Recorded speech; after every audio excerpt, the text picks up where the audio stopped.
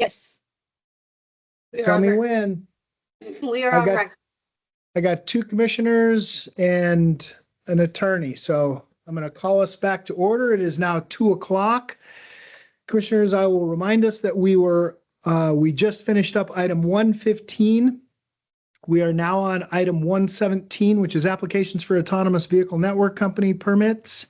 That is docket number 26-03037, the application of Zooks Incorporated for final approval. And I want to clarify that this is final approval because this was all in the original application. And so it's not technically, and correct me if I'm wrong, Ms. Wilburn, it's not technically an expansion. So Administrative Attorney O'Neill Wilburn.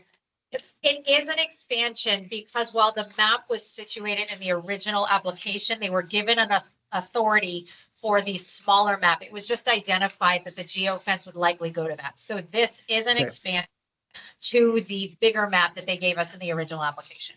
I see. Okay. All right. My bad and duly And it says- corrected. And the reason it says final approval, I apologize, Administrative Attorney O'Neill Wilburn, is because they are operating on interim authority at this point. Correct. Okay. Ms. Letourneau, Yes. There are go no, ahead. there are no issues with this and move forward as is. Okay. Commissioners, any questions for staff? I don't think I have any, Chair. None for me, Chair. All right, then let's do this. Let's go ahead and open up public comment. I don't have anyone signed in up here wishing to speak on item number 117, so I'm going to depend on you, Mr. Park, to tell me who is in the room that would like to speak. There's nobody approaching at this time, sir. Okay, is there anyone online? There are no hands raised online. All right, we'll close public comment and bring it back to the board.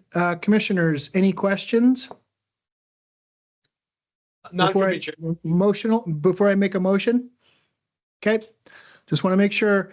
I would move, commissioners, that we approve the application of Zooks for the final expansion of operating authority under permit AVNC 001. That is the first one, sub 4. Second? Okay, was that you, Commissioner Zoka? Yes, it was, Mr. Chairman. Okay, thank you. Thank you. So I have motion by Hartung, second by Zoka. All those in favor, please signify by saying aye. Aye. Motion carries unanimously. Okay. Congratulations. Thank you. I know I can see Zook sitting down in the foreground. Thank you for coming out, everyone. We appreciate I'll be staying for just a moment so everybody can see you. All right. again, all I'm seeing Thank is you. backs of heads, so it's nice to see your back, Y-O-U-R. Because the camera's right above you. There you are. Okay. All right, commissioners, that takes us to financial rates and tariffs, 118 through 123. I believe we can block this. Ms. Letourneau. Chair, I had a couple issues on some of these that I'm Okay. gonna pull out. Okay, do you want to do them one by one? I think I'm okay with 119 and 122 and 123. Okay, well, that's half. So, all right, well, let's just do them individually because I think that'll probably, well, I guess what we can do 119, 122, and 123 as a block. Ms. Letourneau, any items of note on 119, 122, or 123? Nope. Okay. They've approved in block. Looking for a motion. Chair, I'll make the motion to approve items number 119, 122, and 123 of the agenda. Second. You have a motion by Teddy, second by Zoka. Is there any public comment on any of these items? Nobody's Seeing none. approaching. Okay, and then I don't see any hands raised online that I can see. There are no, Chair. Okay, we have a motion and a comment, motion, motion and a second. I'm getting rummy already. All those in favor, please signify by saying aye. Aye. Aye. Motion carries unanimously. That takes us back to item 118. Go ahead. Docket number 26-03017. Yes, this is this is the application of Coyote Towing LLC for a tariff rate modification. And there are some concerns with the rates are above ceiling. Okay, go ahead, Commissioner Teddy. Yeah, so Chair, just reviewing some of the prior tariffs and comparing them with the proposed tariff.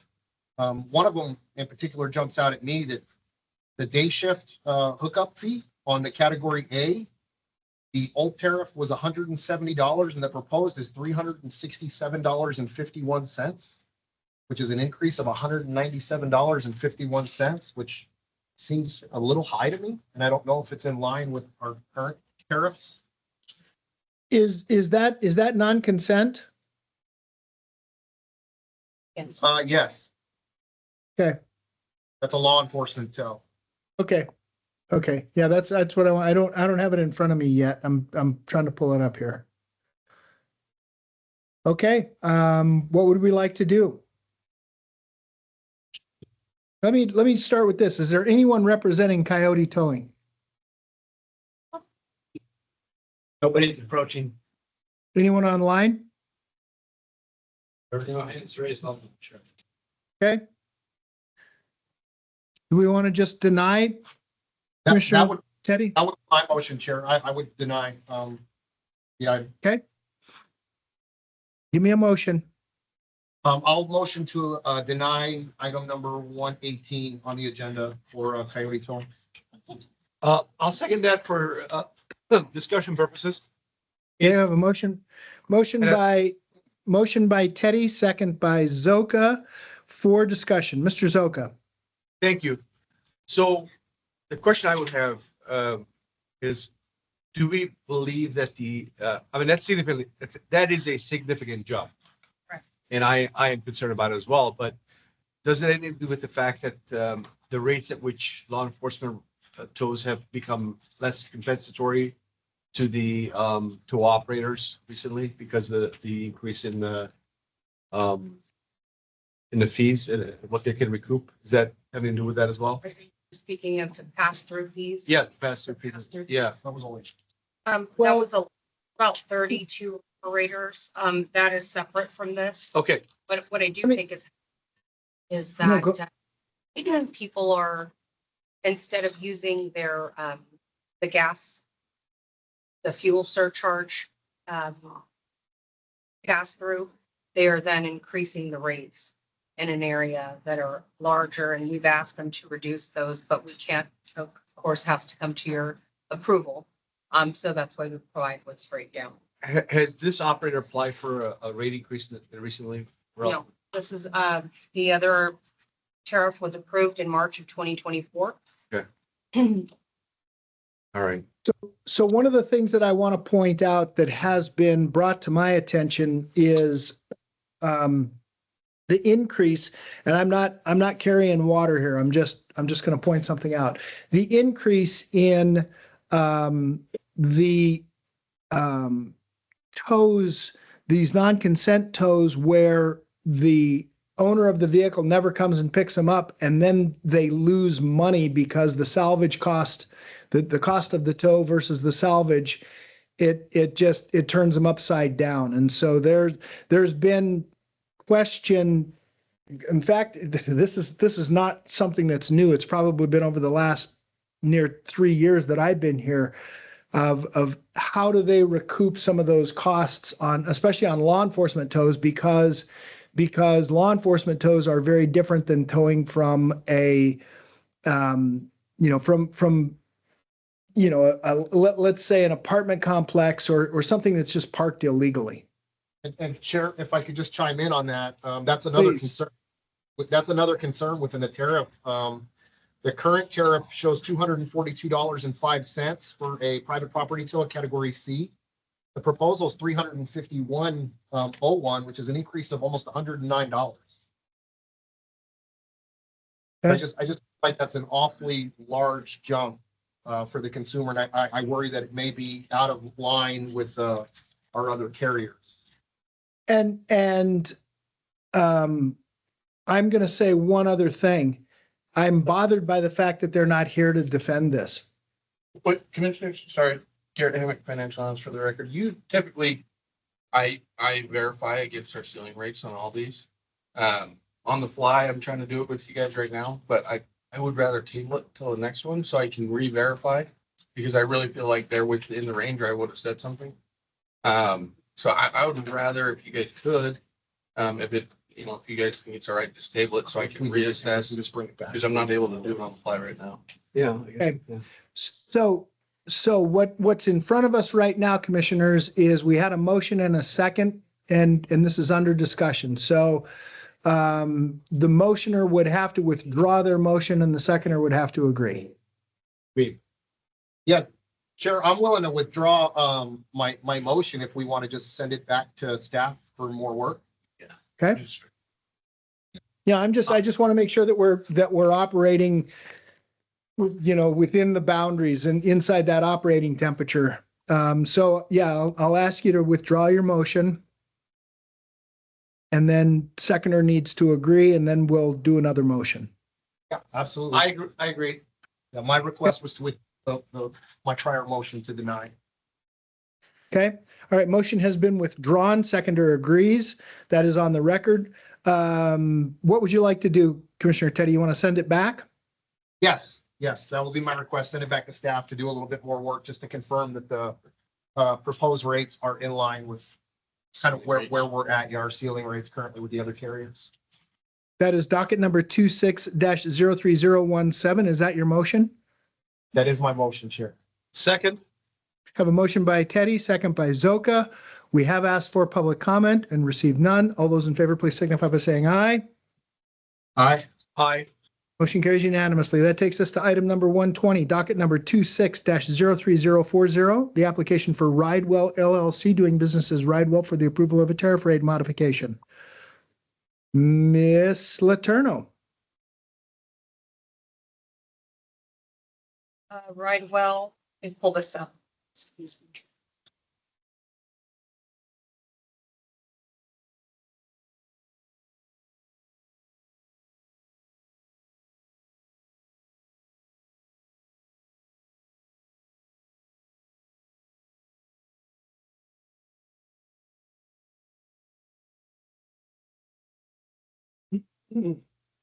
I'm sorry.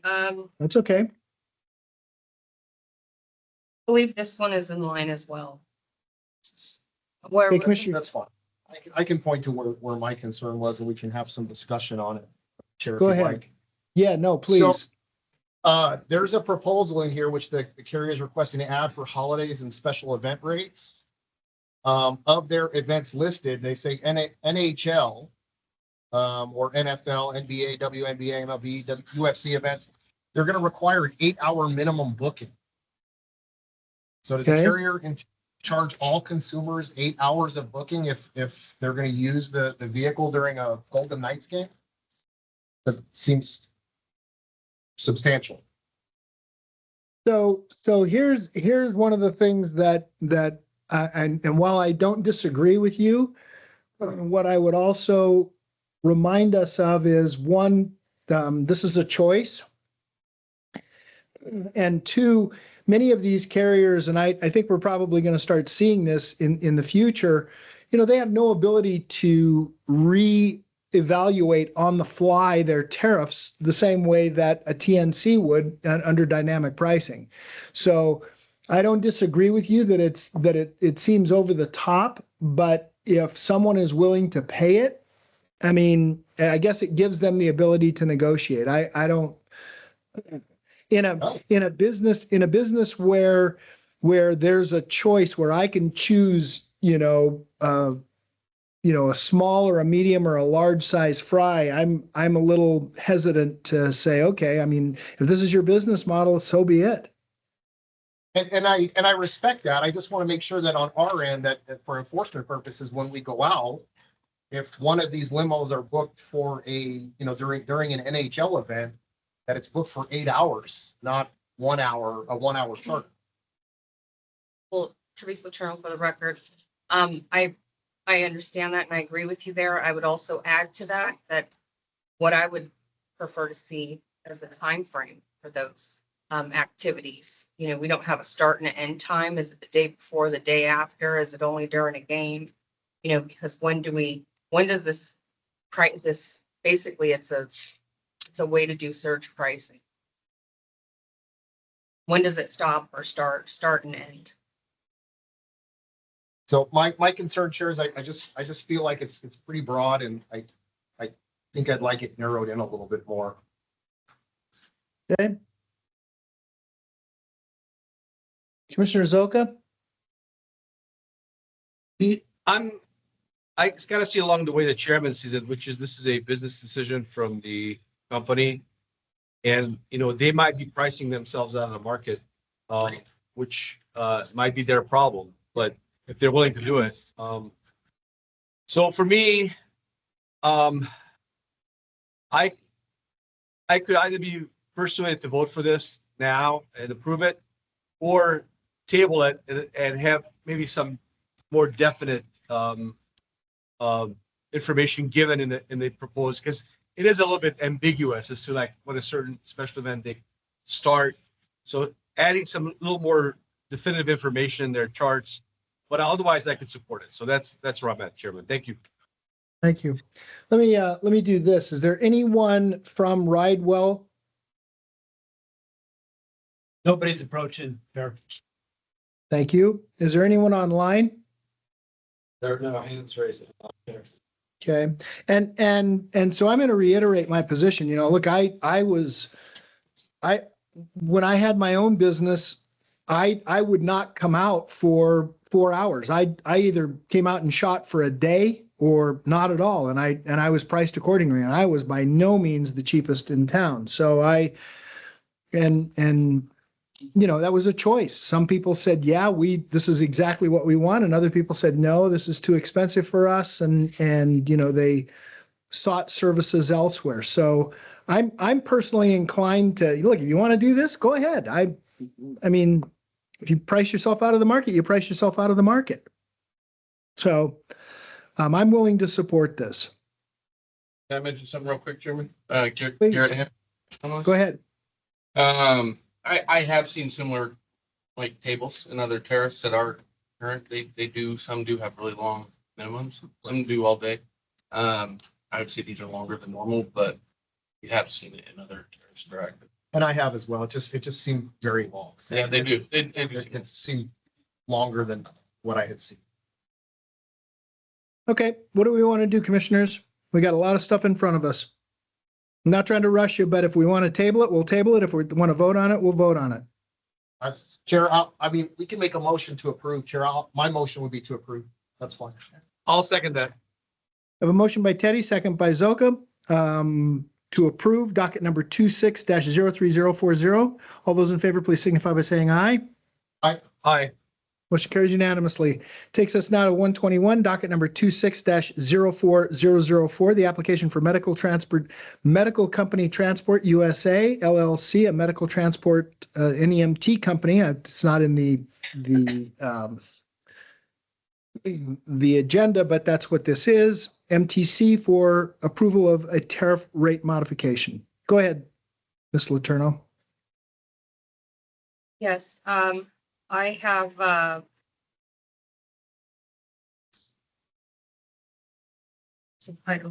Yeah. well, I'm confused. I thought we'd already voted on those 19 and 123. I thought were already approved. 121 I had to finish. Oh, yeah. 121. I just wanted to Okay. get a real quick. So these came in order. We hadn't had a tariff increase or modification. And there's a broader picture of special services or the umbrella of limo. And if they are entitled to the fuel surcharge, this is the purpose of the tariff increase. Commissioner Teddy? Chair, the only concern that I had with it was under the proposed new tariff, they're trying to add E, which basically says that there's no refund for services that are rendered per NAC 706-311, but complaints get submitted straight to the NTA. So I just wanted a little bit of clarity on that. Okay. I don't believe it's in our other ones. It's a new rule.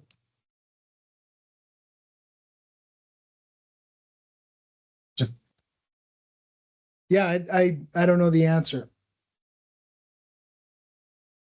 Well, they're referencing the NAC for any complaints to go through the NTA.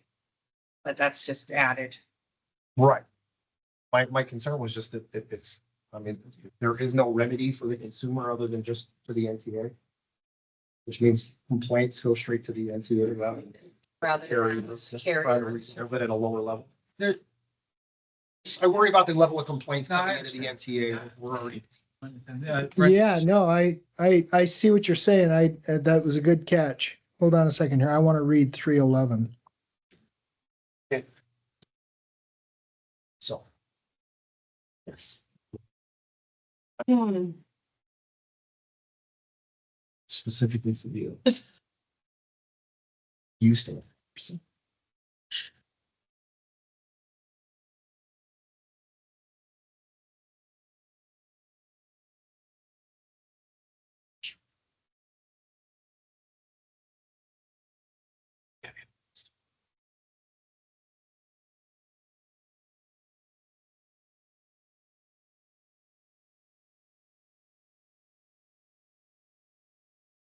Okay.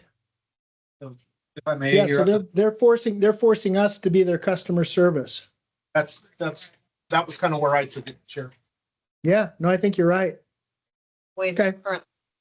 yeah. Is there So anyone this- here representing MTC? Brent Carson. Speak to us, Mr. Oh, I'm sorry. Speak to us, Mr. Carson. I read it differently than the way that you guys are framing it. It's obvious that that there is a refund policies is can be enforced either civilly, the justice court, district court, wherever like that, they have a remedy, and also through the NTA. If the NTA, you get a complaint and it was a valid complaint, the NTA can always offer to order the refund of this. I liken this to when I'm an attorney and I go down and I fight somebody's traffic citation. If you want to go and fight it, you put up the bail money first, and then the judge decides if I get that money back or I don't, or it's something like this. This is just so people don't, I guess, wouldn't contest for the charges, like for credit card, 30 days later, they say, oh, they dispute the charge or something like I that. feel like that's on the business's end to Yeah, be the arbiter of that, not the NTA. and I don't think that would be fault to you. This is just, the tariff is to admit to, it's for public notice, correct? It doesn't say the NTA is responsible for every word in a tariff. It's just saying, if you want to dispute the charges, you can call the NTA. But we've done, and it says we've already done the service for you. And it's just like, if we've already done the service, we deserve to get paid. And if somebody says you didn't do the service and we collected it, I'm pretty sure we're going to have a complaint filed by the DA or civilly. But I don't think this puts you into an enforcement of business decisions. Rather, it just advises the public that if you dispute the charges, there is another alternative remedy, and that's through the NTA. So then it can be worded complaints per NAC 706-311 may be submitted to the NTA for determination. Sure, I can work with you on the language on this. I mean, I think Travis and Garrett, we can I figure just- this out. I don't want to lock out an option at a lower level, which is to the carrier to resolve it before it gets to the NTA. Financial analyst Garrett Hammack for the record. That's how I read it. I read the first part of it where it says once the trip is complete. To me, it was a good trip on their side. They effectively feel like they've done what they needed to do. I don't know a lot of companies that would, I guess in my mind, I was going to refund a good trip. So they'd be at odds anyway. I think they'd be coming to us anyways, in my opinion. My guess is all of these transportation's prearranged anyway. So, I mean, it, We can work on the wording. yeah, I can do that too. Yeah. It absolutely is. It absolutely is prearranged, and it has to be From my research, it has to be through some type of a doctor's order or a facility order. I don't know what the percentage of cash pay is, but my guess is going to be that it's pretty darn small. Probably a smart assumption. I mean, and I will say from my time in enforcement, I don't remember a time where I had a complaint under this category of carrier. Okay, what do we want to do, Commissioner? I'm okay with moving it forward, Chair. Do And, you want him to work on, do you want him to clean up the language a bit, have him work with staff to clean up the language? Yes. if that's the pleasure of the chair, we can. Teresa Letourneau, for the record, I do think we need to clean the language up in line with our task of cleaning up tariffs as they come in. So I think that's in line with this. Okay. That way, so there's no questions. The fact that we're having this open discussion and everyone has a different take on it. Clearly, the wording needs to tighten up. So then my motion would be to send item number 121 back to staff for further refinement of that item E, that will be item E under Rule 60. Okay, so you don't, so I took it originally as we would approve and allow staff to just go ahead and modify to clarify and they understand what our issue is. So are you suggesting that we just send it back to staff and then they modify the language and it comes back to us once again? I think it's appropriate if we approve it now in line with the others and clean the language That's up. fine. And address it here. Yeah, as long as it's something we can address to get it lined out the way that it needs to be, Chair, I'm okay with approval right now. Okay. All right, make the appropriate motion for me, please. Hold on. Oh, let me confirm it here.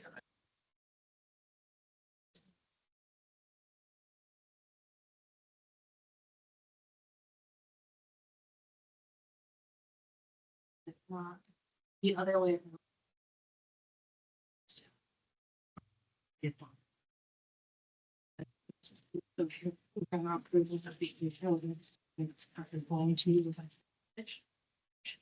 So, Administrative Attorney O'Neill Wilbur, is the authority, does everybody understand what the language needs to be? So the authority is approving it with the modification for the language that we've discussed here, or does the authority want final approval once the language has been modified? Because that'll make you, that's, And for the record, just to hear from the Attorney General's office, that's where my confusion was, and that's where I think the clarification needs to be. Because if you approve, if you're okay with the actual math of the tariff, and then there was just a concern as to language, and then there's an understanding here of what it could be, then the motion could be that you could approve the tariff with an understanding that there's going to be modification to the language proceeding forward. But if the commission is inclined to review that language first, then it would need to be reverted back to staff, and the staff would need to propose the language to the authority for review and finalization. And I think that's where my confusion was, and where the understanding needs to be. Brent Carson, for the record, I think we've all kind of got an understanding of what I need to produce to, or meet up with staff to get the language worked out in accordance with Commissioner Teddy's concerns. So I would go for the approval and allow me to meet with her and get it. That way we don't have to come back. Yeah, I agree with that. No, I'm okay with that as well, Chair.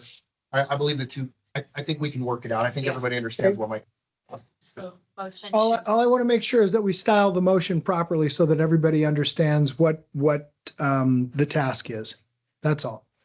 Administrative Attorney O'Neill Wilburn, so the motion should be moved to approve the tariff with the language updated as to what was discussed here. For subsection E under, Rule yeah, number- Rule 60 subsection B. and I think that's clear enough. Okay, I'll second that motion from the commissioner. was that your voice changed, Commissioner Teddy? That was my motion, and Commissioner Zoka.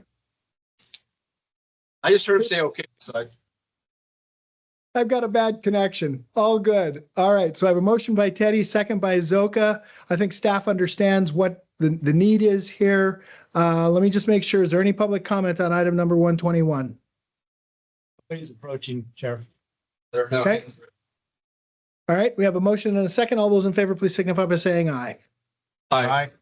Motion carries unanimously. That takes us now to request for temporary discontinuances, 124 through 127. Ms. Letourneau. Yes. I've got that we can block all of these. Is there anything, how about this? Commissioners, do you have any questions? None for me, Chair. I'm good. None for me. Okay. Is there anyone wishing to speak on items 124, 125, 126, or 127? Nobody's approaching, Chair. Okay. All right. Oop, okay, very good. Looking for a motion, Commissioners. Chair, I'll make the motion to approve items number 124 through 127 as agendized. Second? I have a motion by Teddy, second by Zoko. We have asked for public comment. All those in favor, please signify by saying aye. Aye. Aye. Motion carries unanimously. That takes us now to request to extend temporary discontinuances. I don't think we can block these, so we're going to just have to work our way through these. Item number 128 is docket number 24-07045, the request to extend temporary discontinuance from February 26th through August 26. So my question, Ms. Letourneau, is why on this one? Oh, we are 673 days out of service, Okay, and it's due to insurance. This was tabled from the 226 GSM, okay, and staff doesn't support extending fifth or sixth or to continue on the Okay. extension. is there anyone here from Express Car? Nobody's approaching, Chair. Helena Anyone from online? Express Car. Oh, someone online, Chairman. Okay, who do we have online? Helena Townsend from Express Car. Spell your last name for me, please. TOWNSEND. Townsend. Thank you. I thought you said Johnson. So I this know. is, no, it's okay. Not I'm your on fault. It's, Bluetooth, so it's it's- so bad. it's okay. No. There's no explanation. This is why we ask. Ms. Townsend, explain to us why we should not issue an order to show cause. So we originally were on hold because we were going through a process of selling the company. Then the guy who was going to buy it, he backed out. And then we, just like somebody earlier, we have car haulers and we have tow trucks, and they wanted to blanket all the coverages, just like they did with those buses, with the car haulers with ridiculous amounts of money. So everything, just our little tow truck is the same price as a 9-car hauler. So we went through the whole process of trying to figure out how we can split it up for insurance purposes, this and that. And then in that time frame, our sons are now old enough that they can drive tow trucks, but one of them got himself in trouble, so he cannot work for us.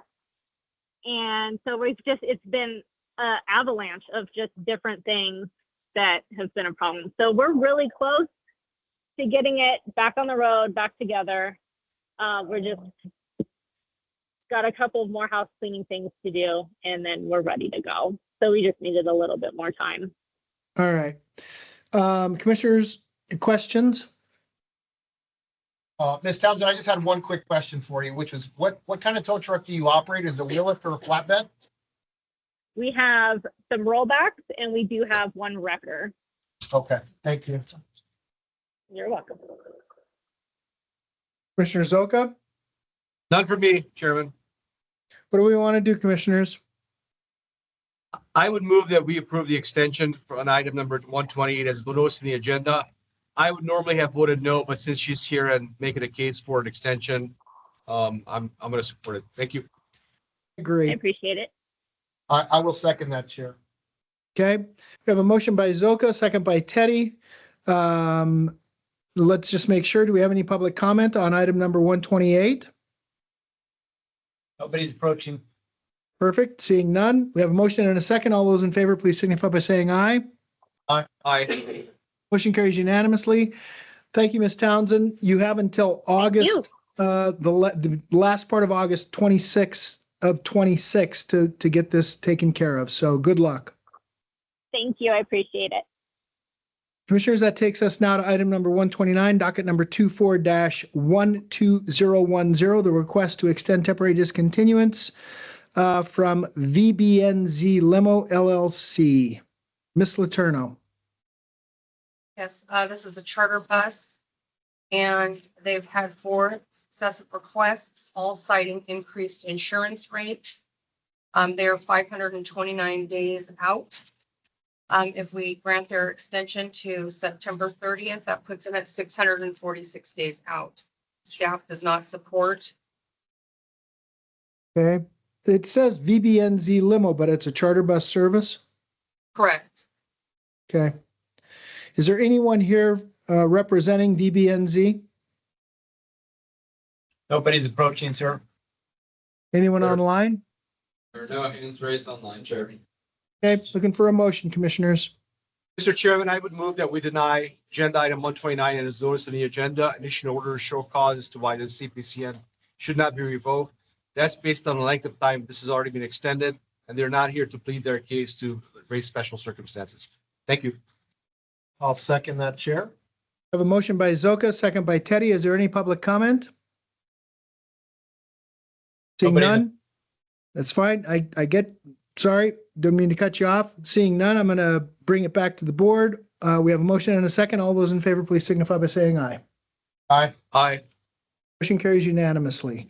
That takes us now to item number 130, docket number 25-02018, the request to extend temporary discontinuance from February 1st, 2026 to July 1st of 2026. So this will have to be done retroactively, commissioners, as you can see. As you may remember, this fellow came in and discussed the fact that he had a medical issue. So, I think I'm willing to approve this. Mr. Chairman, this is Louis Zoka. I would note that for the remainder of the items on this particular section of the agenda, 130, 135, I have no issues with any of them. So I don't know if you want to take them all in a block. That way we can get through it more quickly. Thank you. Okay, well, so this one, I'm going to approve 130. I'm personally willing to approve this one, but others I'm not willing to approve. Okay, thank you. So I would make a motion that we approve docket number 25-02018 and do it retroactively from February 1st. Second. Motion by Hartung, second by Zoka. Do we have any public comment? Seeing Nobody's- none, all those in favor, please signify by saying aye. Aye. Aye. Okay, so that leaves us now, commissioners, with 131 through 135. So let's do this. Is there anyone here representing item number 131, Lucky Trans? Yes, we have somebody that's here in the office. in Okay, the room. Go ahead and step forward, sir.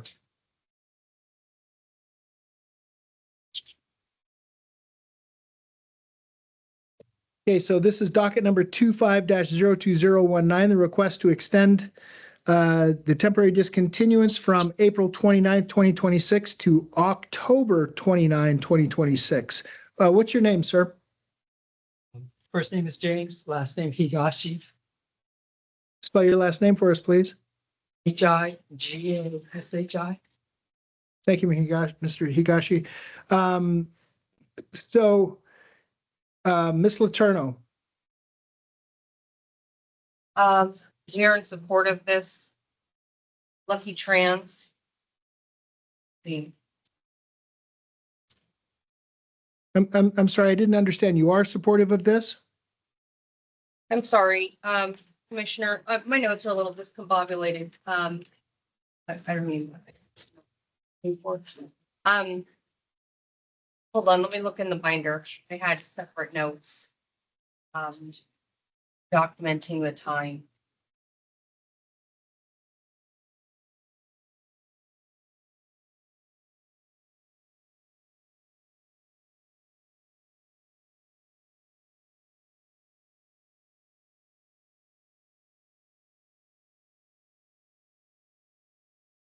believe this is his fourth request. And I believe it's for insurance. This is the third The time third, due to insurance. and due to insurance rates, yes. Okay, commissioners, questions? I have one, Chair, for the carrier. Sir, actually, what type of vehicles do you operate? For this one, minibuses, Minibus. what do you mean? Passenger? Thank you. Okay, commissioners, what would we like to do?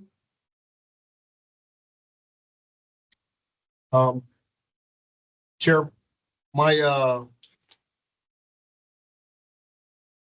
would make a motion to approve, item number 131. Second, Motion by Teddy, second by Zoka to approve docket number 25-02019. Is there any public comment? Nobody's approaching, Chair. Seeing none, all those in favor, please signify by saying aye. Aye. aye. Motion carries unanimously. Thank you, sir. That takes us to docket number 25-04030, a request to extend temporary discontinuance from April 20th through October 20th of 2026. Services provided by Vegas Strip Transportation. Do we have anyone here representing them? Nobody's approaching, Chair. Anyone online? They're not Okay, answering. seeing none.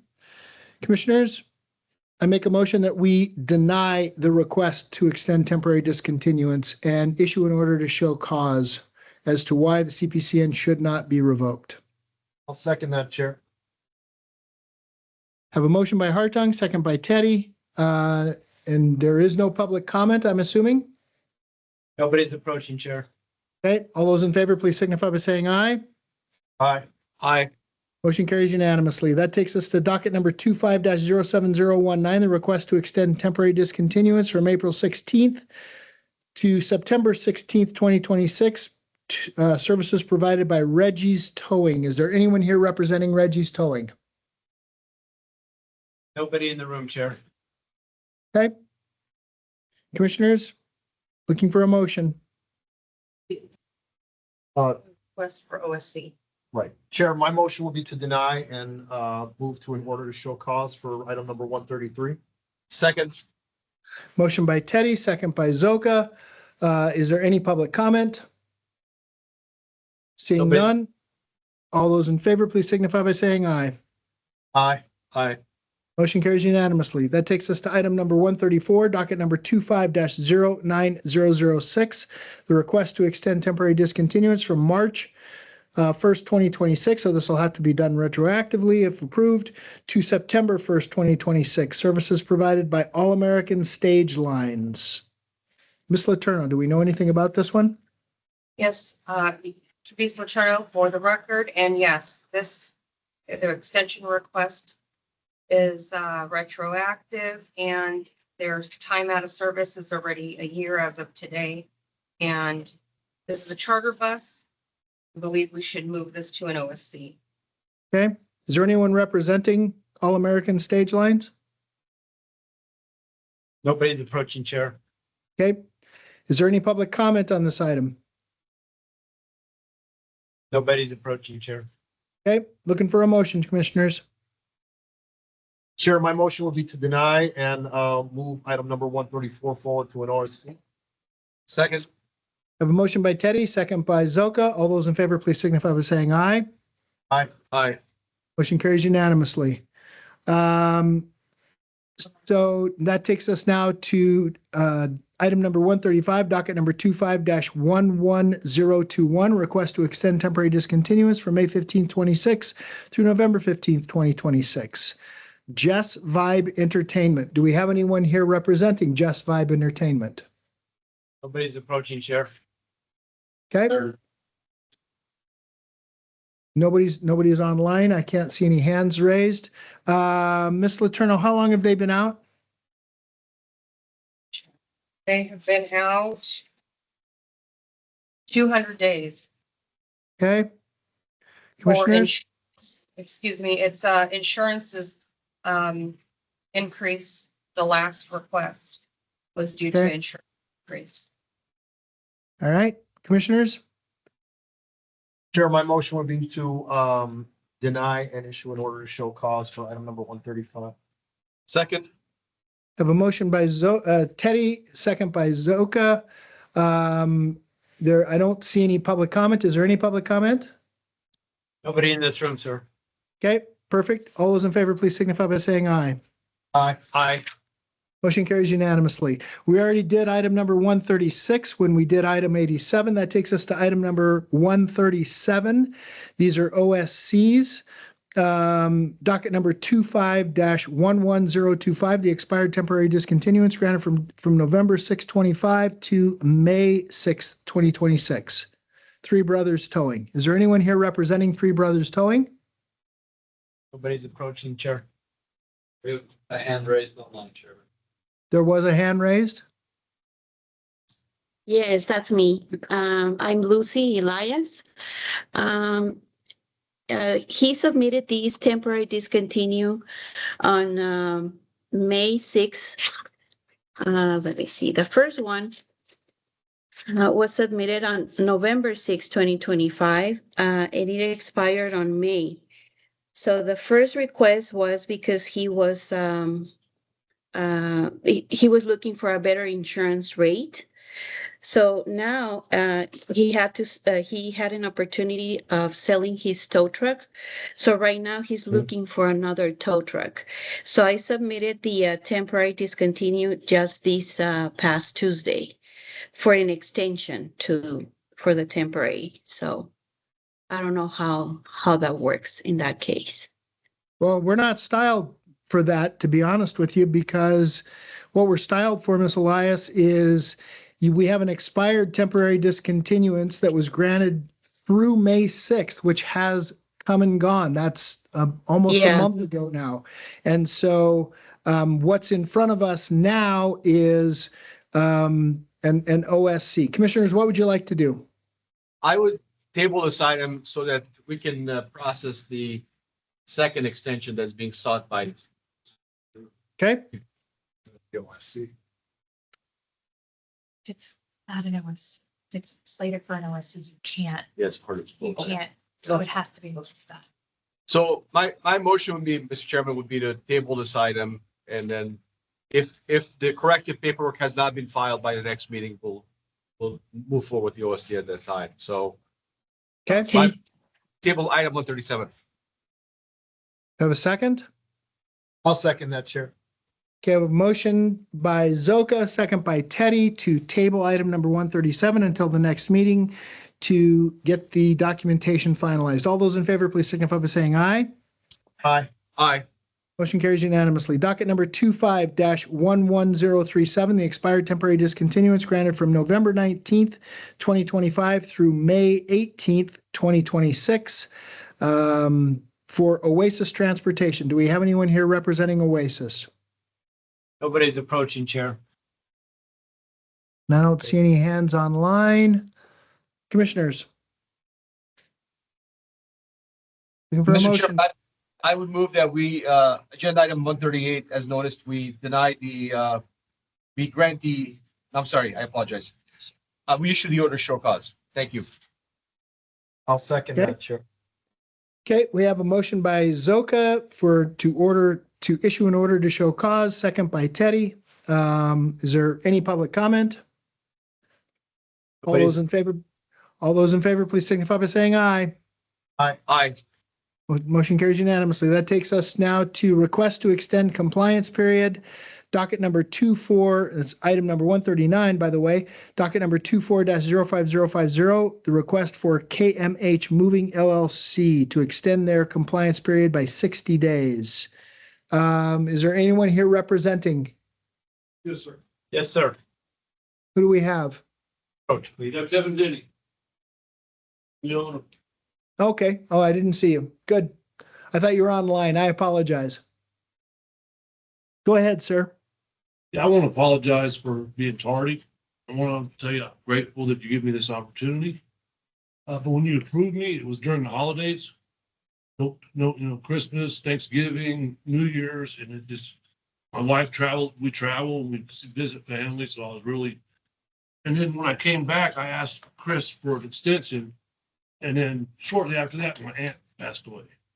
She lives in Ohio. She's like my mother. She took me in when I was a stranded boy. And I went home and my family's indigent. So I ended up paying for my aunt's funeral. When I came back, I had eye surgery. I was in bed for 6 weeks with my eye surgery. And then all my insurances came due the next month, which was north of 40 grand. And I paid Sir? all.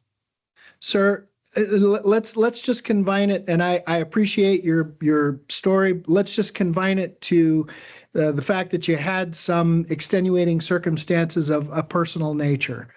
And I understand, and that's not spoken in the pejorative. It's not meant to tell you that it's not important, but the question here is, commissioners, what would we like to do? Do you want to extend this compliance period? Chair, I would make a motion to extend the compliance period by 60 days. Second, Okay, we have a motion by Teddy, second by Zoka. Is there any other public comment on this? Nobody's approaching, sir. I have an issue. It would just put him at, if we gave him 60 days, it would run to, it would be retroactive and he wouldn't really have any time. 60 days from the date of the order. So, because it has to be retroed. How about, So I would, if we do it, just be. Okay, cognizant. so wait a minute. What's in the agenda item doesn't talk about, it just says extend compliance period by 60 days. It doesn't talk about retroactivity. It gives us no dates. Do we need to table this item? So, no, we could approve it and it could refly. 60 days would give him to July 6th. I just wanted to be clear on that because it's retroed. You can make it 90, promise I have it. Probably haven't done by the 6th. 60 days from. God forbid there's any tragedies that It's won't always noticed. Hold on a second, sir. So. Do we right- need, I'm sorry, go ahead, Ms. Kara. For the record, Jessica Guerra, so just to read the agenda item, it just says to extend their compliance period by 60 days. It doesn't specify the start time of that 60 days. So if the commission is inclined to do 60 days from today, then the agenda item allows for that. Okay. Sir, I request for 90. Unfortunately, it doesn't specify 90 or just an I get agenda. it from today, I'm well ahead of time. Yeah, and it could also be 60 days from the order, which comes out later. And that's also up to the commission of like when the 60 days will start. So. Okay, commissioners, what would you like to do? Well, since it was Commissioner Teddy's motion, I'll let. Yeah. Submitted. Chair, my motion, I think it still stands, which was to extend the compliance period by 60 days from today's date. Okay. From this meeting. I'll second that. Okay, we have a motion by Teddy, second by Zoka. That'll be 60 days from today's date, sir. All right, any other discussion, commissioners? All Not for those in me. favor, please signify by saying aye. Aye. Aye. Thank you so Aye. much. Motion carries unanimously. Thank you, sir. Okay, that takes us now to expired compliance, which is docket number, item number 140, docket number 25-06029, the expired compliance of AOC towing. So is this an OSC? no. No, Okay. No, I just have it marked as something else. Okay. Tell me about it, Ms. Letourneau. so this is a consent only. And we have expired compliance.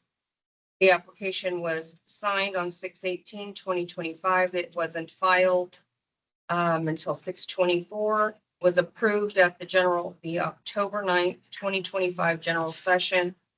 Their 120-day compliance ended on 2/6/2026, and no extension has been made by the carrier. And it has been flagged for the 15-day cure. Okay. Commissioners.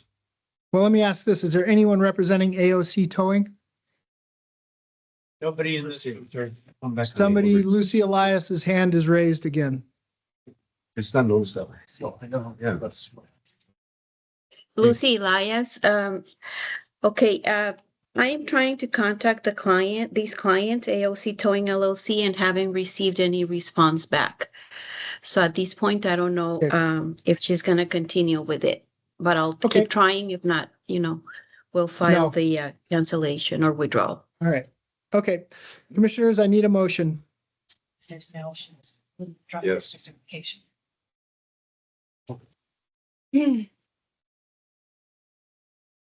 Commissioners? The motion is Ms. Stena. It's in the motion. Thanks, I don't know. Chair, we're just working on a motion. for a Oh, okay. second. It's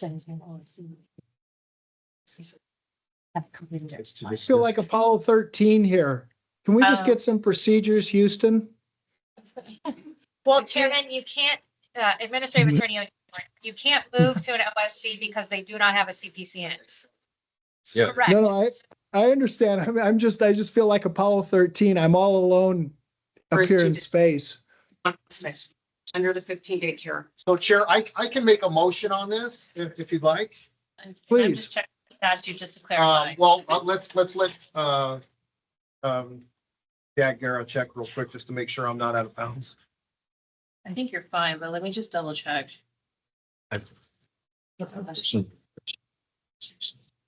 So do that.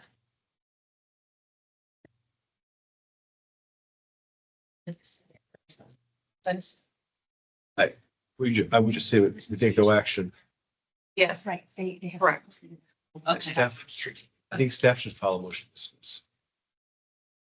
And notice the applicant, because that Deputy commissioner, yeah. So the commissioner at the next regulatory meeting is authority to move the Yes, application. or that's filing be what, dismissed. yeah, that's, So, they take no action and then deputy commissioner. so take Commissioner Park, would you like for me to move for this to be dismissed? Yes. Because it doesn't specify that it needs to be written. So I can do it now. Yeah, that's fine. Right, so, just for the record, Jessica Garrett from the Attorney General's office here on behalf of staff. Pursuant to NAC 706.1375 subsection 3. Because from what I understand by the facts presented, the AOC Towing LLC has not cured within the 15 days of notice given to them. The commissioner is going to move that the application be dismissed. Okay? Does that take care of it? We don't need a motion by us or any affirmation? Any vote? So then the motion to that would then be, I move to approve the motion by the AG or whoever commissioner would like to take. Okay? Chair, I'll make the motion to approve the motion as presented by Deputy Attorney General Guerra. Okay? Have a motion. Do I have a second? I'm not gonna second the chair. You're not going to second it? No. Okay, I'll second it for purposes of moving this along. Motion by Teddy, second by Hartung. All those in favor, please signify by saying aye. Aye. I vote no. And so motion carries 2-1. Okay. That takes us, did we pull item number 141? Yes. Yes. Perfect. That's what I have written down. I just want to make sure. Voluntary cancellations.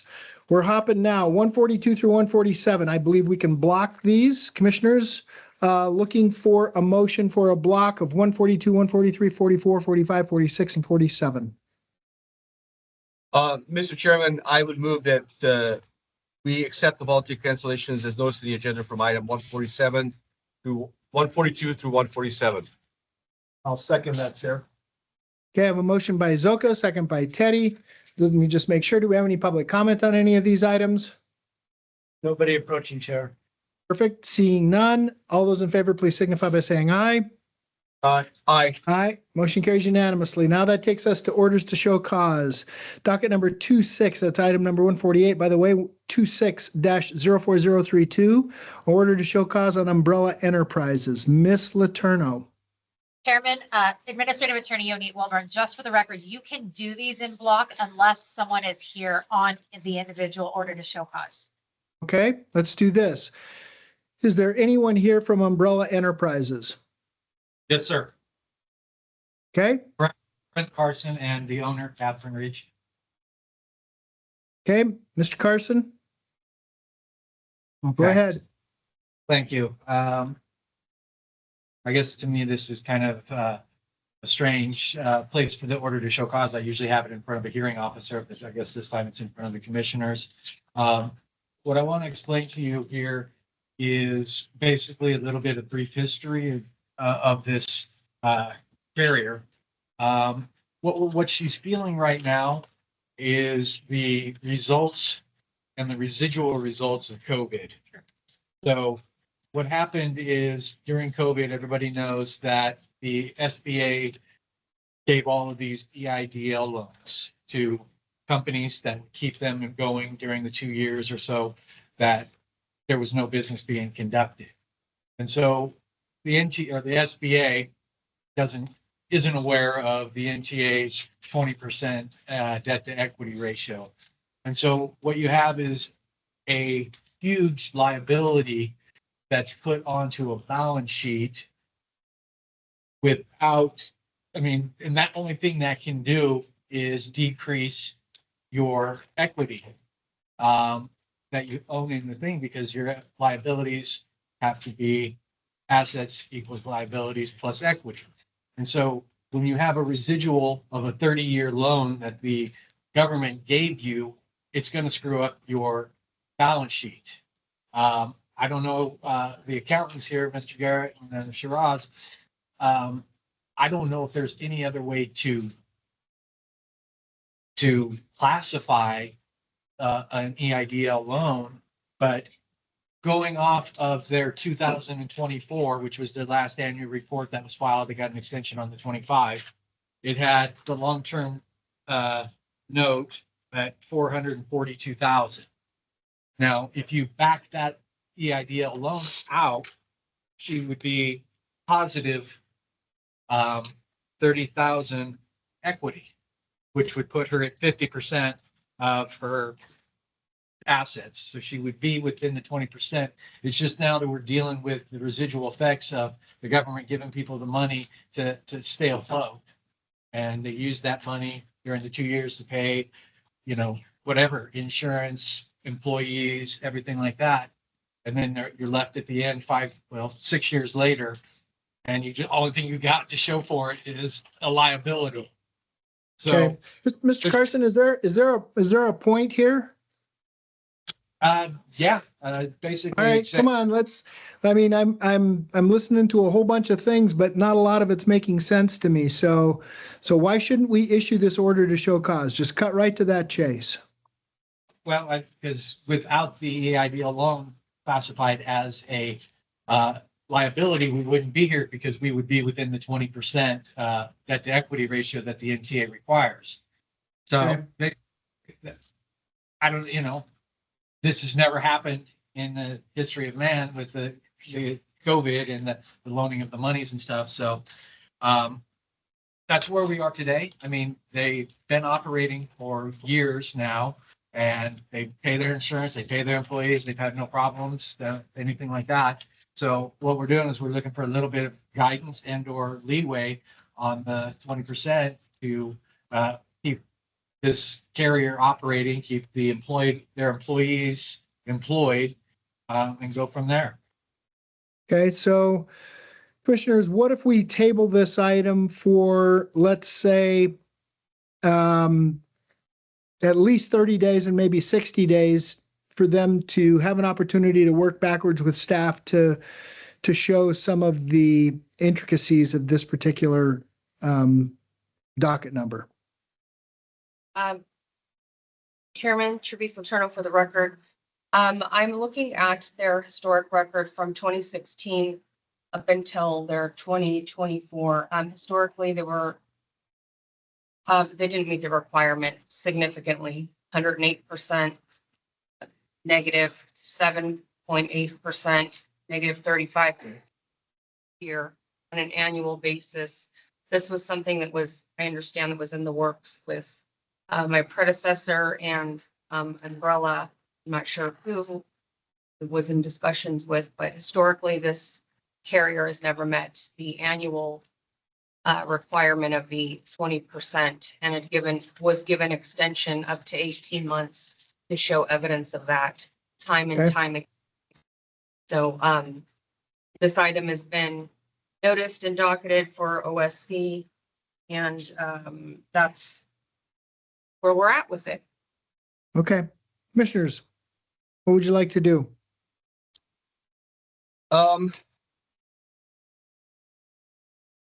Mr. Chairman, I personally would like to get this assigned to hearing officer and have these issues be vetted before a hearing officer to see how they're going to be able to address these things going forward. If there's Okay. if there's a viable way to go forward here, then let's do it. But I think there's too much information that we need to hear it and see on paper before we can make that determination. So I would hate to make that determination today. I would want to give her another opportunity. So based on that, my motion would be we table this item and send it back to staff for a hearing on what is the plan of action for the Evidentiary hearing? an evidentiary. Yes, that would be my motion. Push back for Terry. Well, it's pushed back for an evidentiary. Thank you. Yes. So that would be my motion that we move this to an evidentiary hearing before one of us is a hearing officer to see how they're going to address these issues. If there's a path forward, let's see it. If there isn't, then, yep. So that would be my motion. Thank you. Have a second? Yeah, Chair, I'll second that. Okay, I have a motion by Zoka, second by Teddy to table and send back to a hearing officer. Let me just make sure. Is there any other public comment? But it's approaching, sir. Seeing none, we'll close public comment. All those in favor, please signify by saying aye. Aye. Aye. Motion carries unanimously. All right. Is there anyone from the Cherry Project? Yes, somebody's approaching.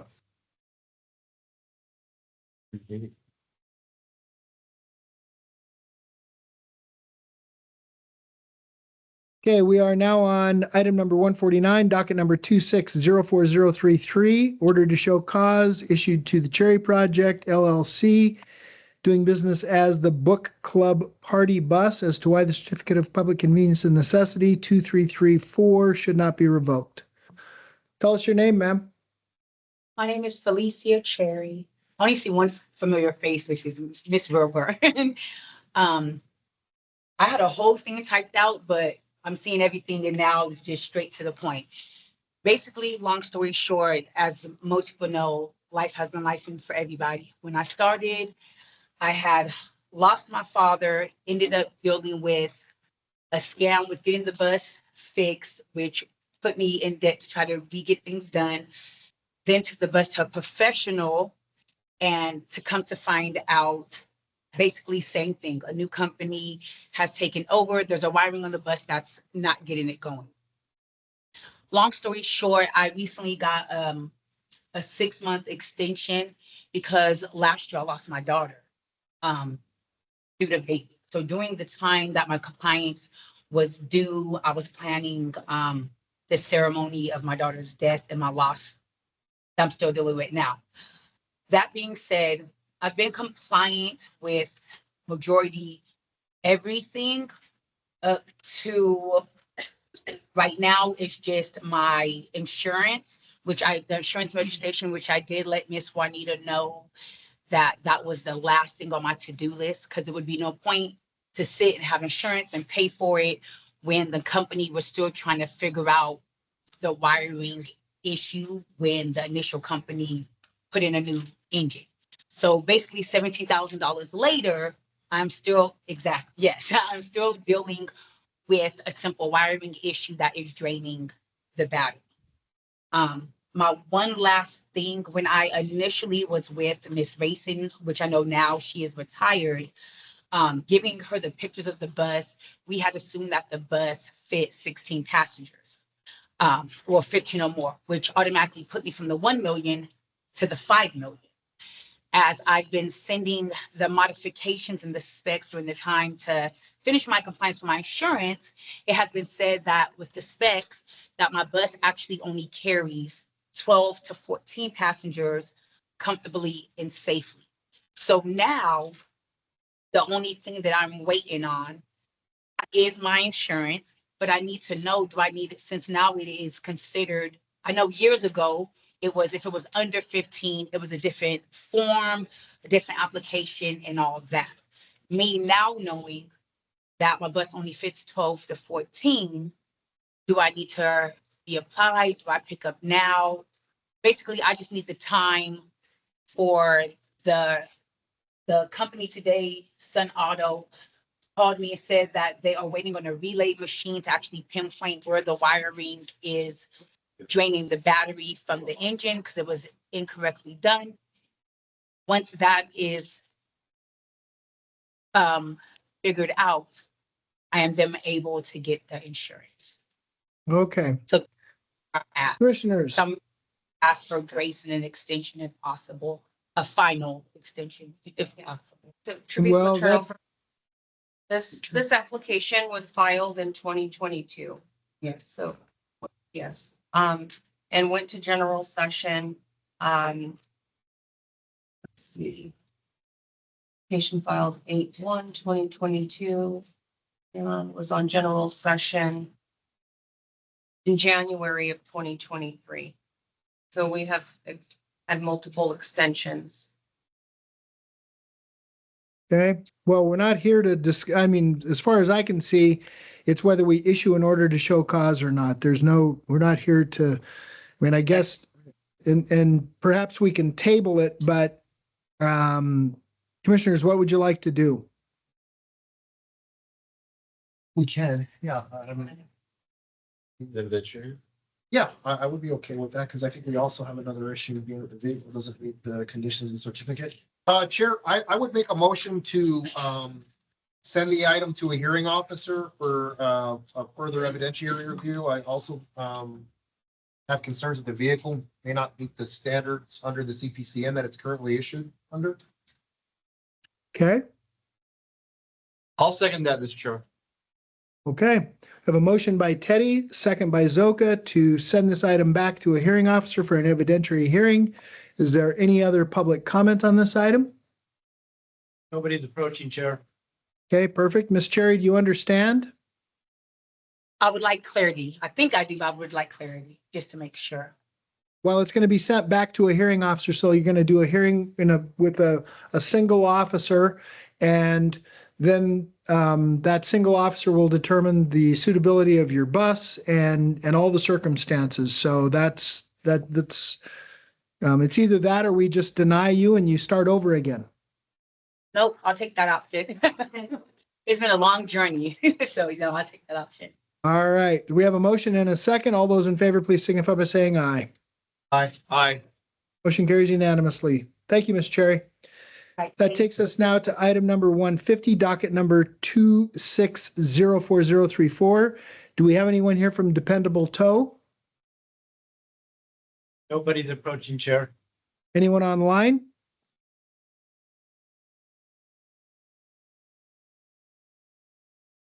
I don't see any hands raised online. How about Select Limousine Service, docket number 26040035? Nobody's approaching, Chair. Anyone online? We're Okay, not seeing. that's okay. How about docket number 26-04036, item number 152, Star 24/7 Towing and Recovery? Nobody's approaching, Chair. Anyone online? My apologies, Chair. Elizabeth Wheatley had raised her hand online. For what item? Elizabeth Wheatley, if you can please unmute and identify which item you are attempting to speak on, or just clarify that you put your hand down not to speak. She was in for 150. She posted in the chat. What item number 150? Okay. All right, let's take that item. Docket number 26, that's item number 150, docket number 26-04034. Ms. Wheatley, can you hear us?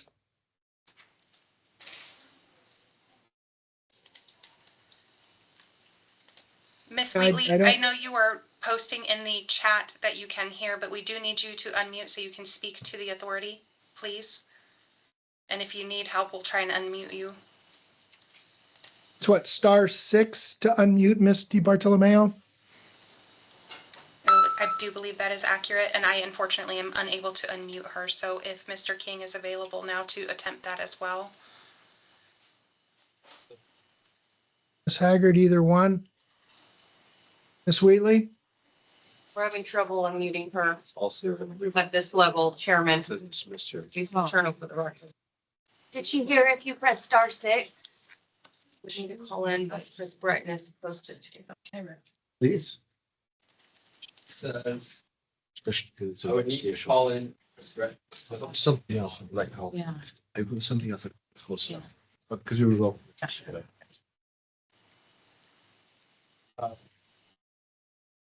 Okay. Here's. Chairman, I can speak to this one a little bit. Come, Ms. Main. Desiree Mead, Compliance Audit Investigator for the record. I think what Elizabeth is trying to communicate is that they are nearly done with their compliances. The only thing they have left is the vehicle inspection, the tow yard inspection, which we have already reviewed. There were a couple of little things that we saw both, but they're ready to go now. Should we just table this, Miss Main? That was going to be my recommendation, yes, if we could, for 30 days Okay. until. Administrative Attorney O'Neill Wilburn, I'm extremely confused. Why are they still in compliance if we're trying to revoke their CPCN? Is this not in the right place? Because orders to show cause are for people who are already certificated, and we need to pull their certificate because they haven't done something. But if they haven't even finished compliance and don't have a CPCN, So this one, they do have a CPCN. This was an expansion of authorities for non-consent. Okay. So I don't know if that's why it got placed here, but yeah, they're currently certificated as consent. so this is essentially an expired compliance? It's an expired compliance. I'm Teresa Letourneau for the record. I'm extremely confused myself. Sorry, Chairman.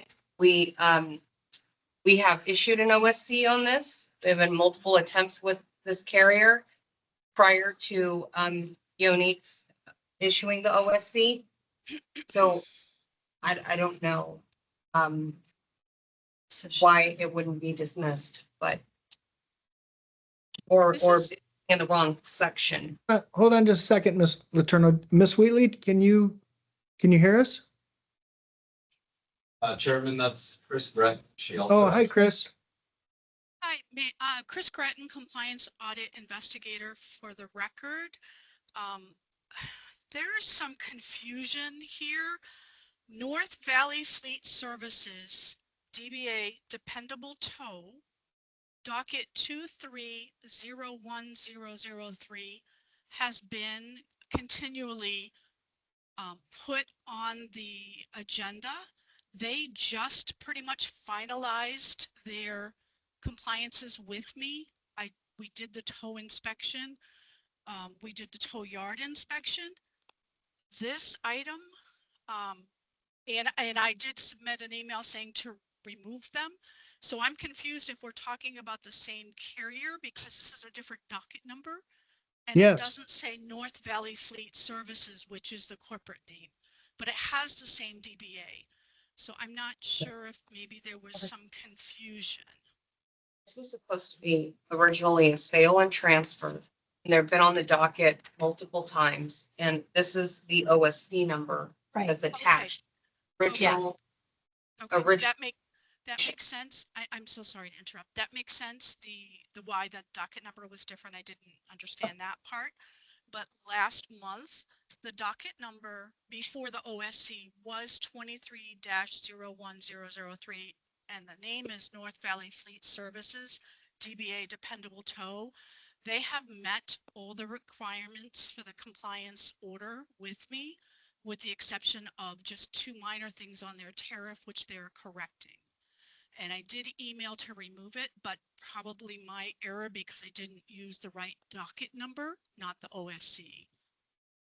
So if we're talking about the same carrier, they're good, and it is the same CPCN when I look at it. All right, so let's do this. Let's table this and let staff continue to work on it. I would suggest we table it for 60 days. And if there is no forward motion by that 60-day time period, that'll give everybody plenty of time, in my opinion, to rectify this. Commissioners? So moved, Mr. Chairman. Item 150. Okay. Mr. Teddy, any questions? None for me, Chair. Okay. So Commissioner Zoka, you made a motion. Do I have a second? I will second. Okay, motion by Zoka, second by Teddy. We're tabling this, Miss Wheatley and Miss Gretton and Miss Main, until we can get it rectified. It looks like there's just some clerical errors. All those in favor, please signify by saying aye. Aye. Motion carries Aye. unanimously.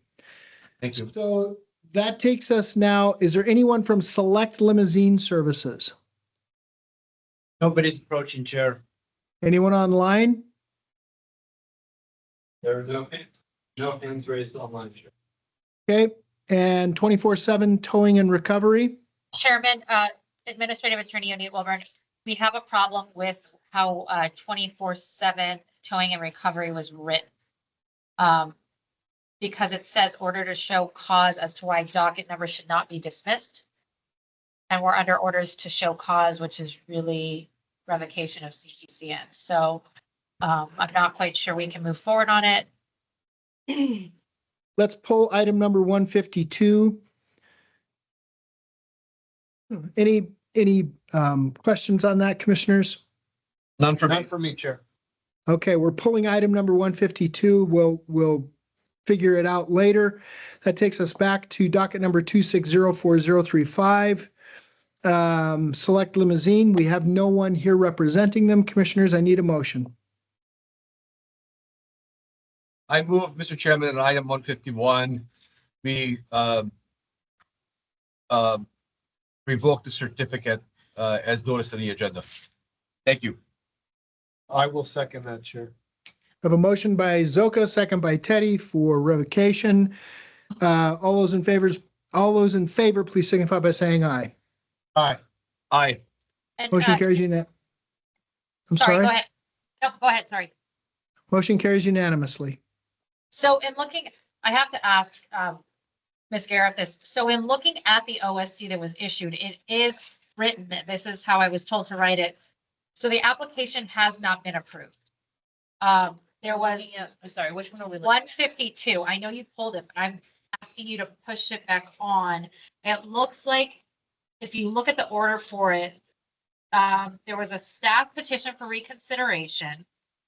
It was approved and the authority voted for an order to show cause hearing. So it is actually stylized correctly and it is here for the application to be dismissed because that was all done at the last general session, looks like. Okay, we can put it back on. I'm okay with that. Okay. They don't have a CPCN. They do not have a CPCN, but on the February 26, 2026 agenda, this was voted on and was pushed forward by the authority. It was sent for here today for their application and the docket number to be dismissed. So this is absolutely stylized correctly. I apologize. Okay, Dismissal of the application. It's a dismissal of the application, which was done at a general Gotcha, session, gotcha. fully done. So yes, you can vote on it. Thank you. looking for a motion. Chair, I'll make a motion to dismiss the application for item number 152 on the agenda. Second. Have a motion by Teddy, second by Zoka. Is there any public comment? Nobody's approaching, Chair. Seeing none. All those in favor, please signify by saying aye. Aye. Aye. Motion carries unanimously. That takes us now to petition for deviation from regulation. Docket number 26-05012. This petition to deviate for CG LLC through Council of Record, Brent Carson. Mr. Carson. And Chairman, I apologize. Administrative Attorney O'Neill Wilburn. The only thing we're stylized to talk to today is the petition to deviate and what is written in the petition, not any outside conversation about insurance rates and what they're looking like, but just the specific petition in front of the commission. Correct. So,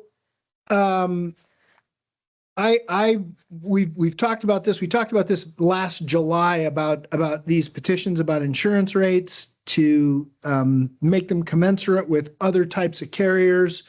What I would like to do on this one is, this is just me personally, because I didn't see this in the file. I'd like to see the loss runs. I'd like to see if indeed we have a carrier who is, for lack of a better term, model and is making an understandable request to deviate. Attached is exhibit 3 with the loss runs for Sure. the last 3 years. Correct. What were they in there? I did not see them. They are in there, Chair.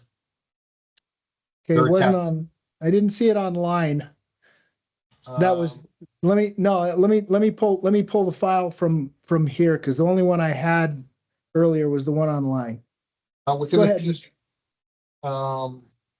I believe they're pages, number like 8, 9, and 10. Yeah, I gotta pull ours off of our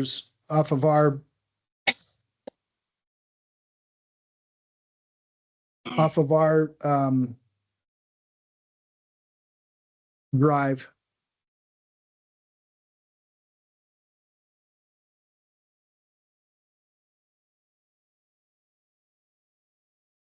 Go ahead, Commissioner Teddy. I could say, during our conversations of July and onward, I realized that was something that you guys would require. That's why I did submit them along with the, in the Yeah. petition. And they were the confidential ones. I didn't have the confidential ones, Mr. Carson. That's why. They're all redacted. Yeah, I don't care if they're public or not, because Mr. Ash, the owner with me, is probably proud of his track record. Okay. Yeah. Commissioners, what would we like to do here? What's that? Do you have enough? Yeah, Chair. I feel like I have a sufficient amount of information, and I've done a significant amount of research on the back end of this after Mr. Carson had filed. I would make a motion to approve item number 153. Okay. Suzuka? I'm in agreement. I want to second that motion. Okay, perfect. Yeah, I do too. I think we have a lot of work to do in this stuff, commissioners. So we have a motion and a second. We have a motion by Teddy, second by Zoka to approve the request to deviate Sure. using, I'm sorry, go ahead. Chair, I just want to make sure the record's clear as to what the approval is for. My motion was to approve the request as proposed by Mr. Carson to allow the deviation to bring the insurance down to a $1 million instead of a $1.5 million single. Correct. And I second that. Thank you. Correct. That's commensurate with TNCs. Correct. So, yeah, and so I again, I completely agree. I think some of these are appropriate, not all, some, and that's why we're having them come in and do a petition on an individual basis. It's not blanket. We're not ad hoc rulemaking. We are using NAC 706.1305 because we can show good cause. So we have a motion and a second. Ms. Rushton, I see that you've approached. Would you like to speak?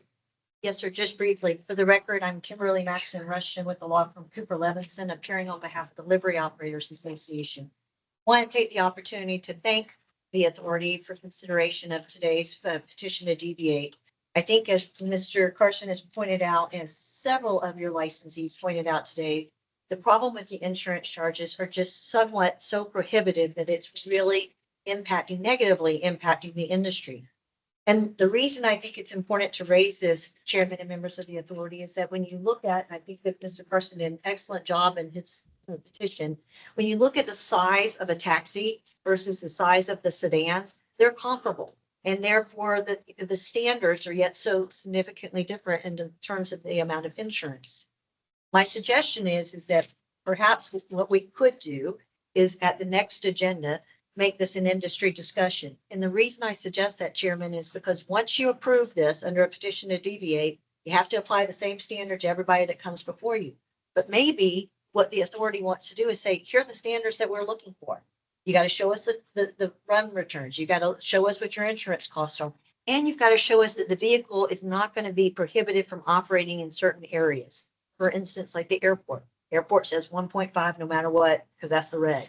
So what we want to do is be able to impress upon the airport that this has been deliberated, it's been discussed, and that there is a public interest in allowing this reduction for certain carriers that have been in the industry for a long time, operate vehicles with no issues whatsoever, and the vehicles are smaller in size versus a big stretch limo.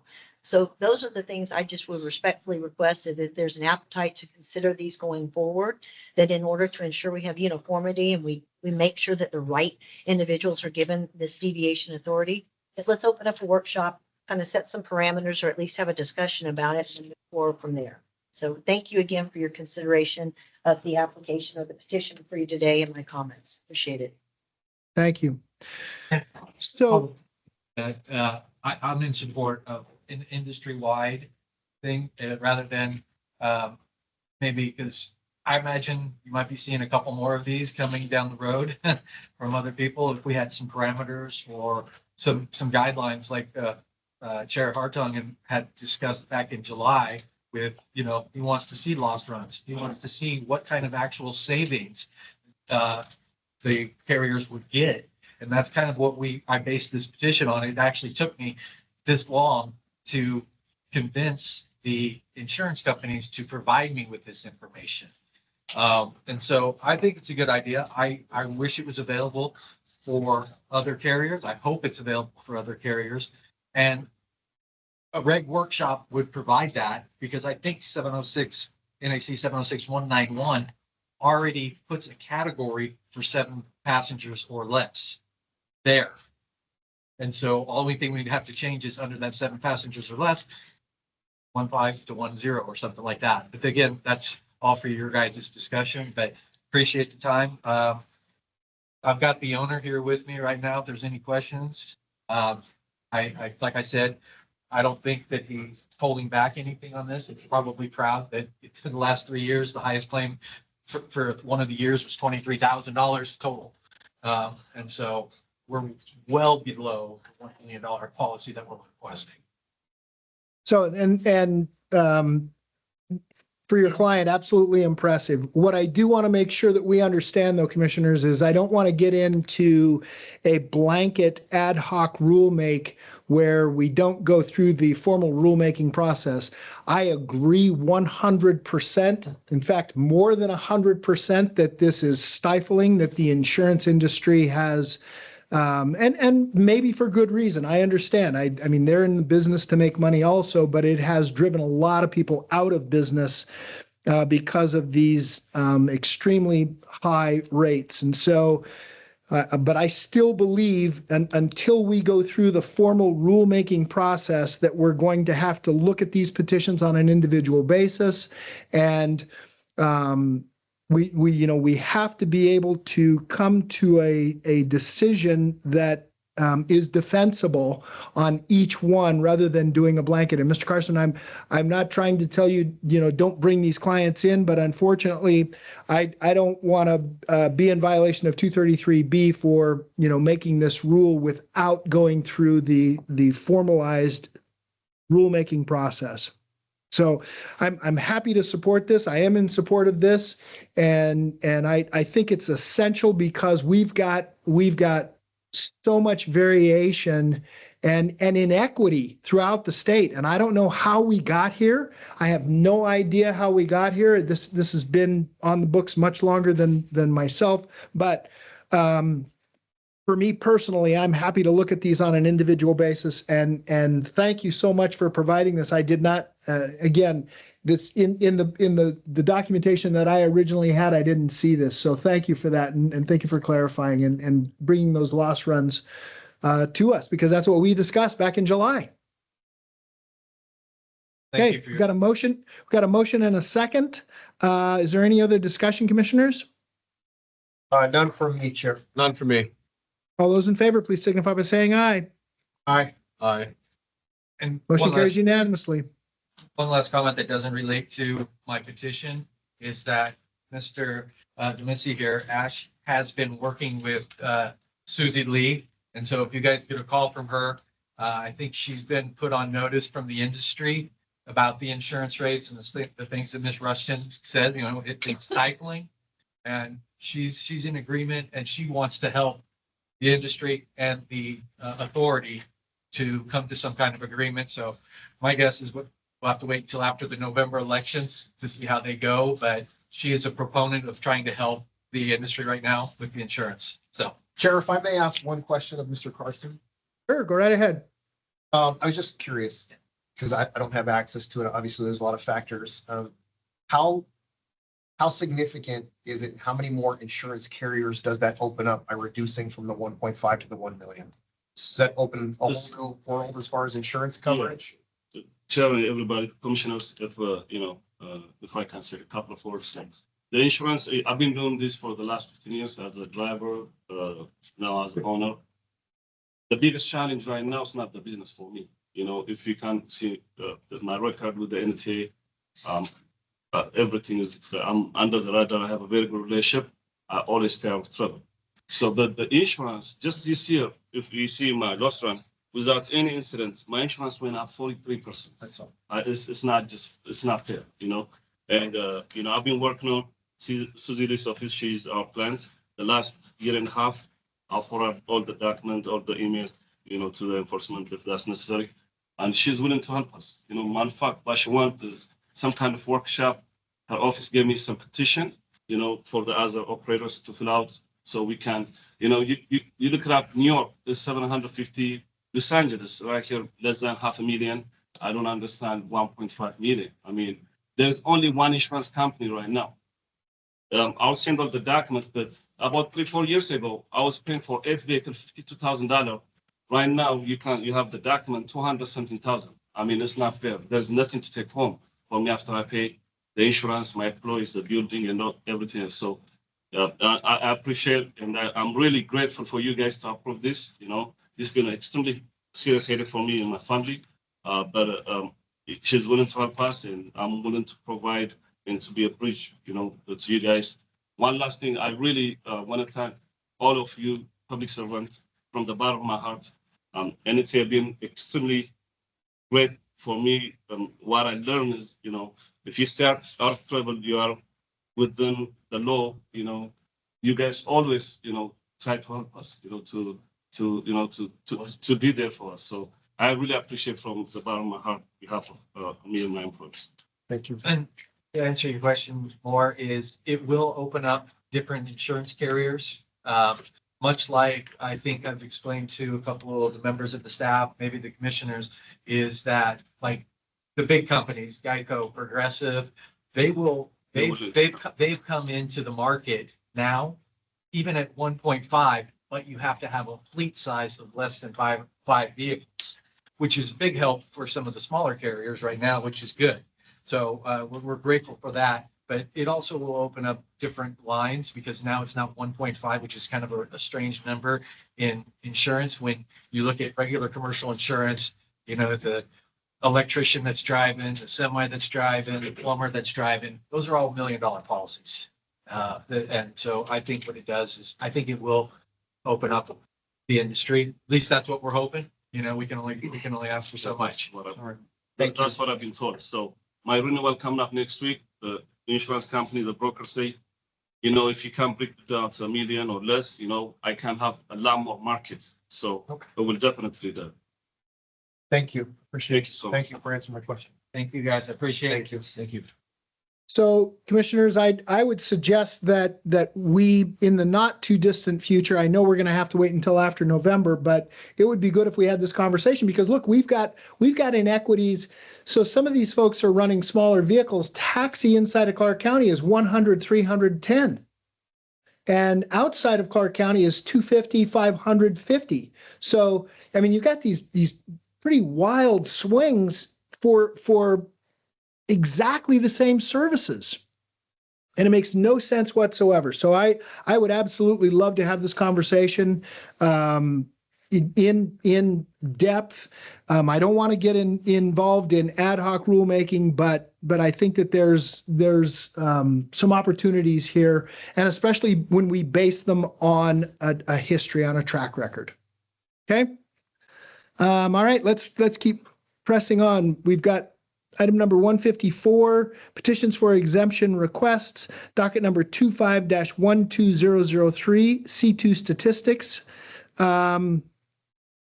Ms. Letourneau. Yes, I found this petition to be problematic and should not be granted. Okay. Who do we have representing this? We have a gentleman in the, and Mr. Kent also is approaching. Okay.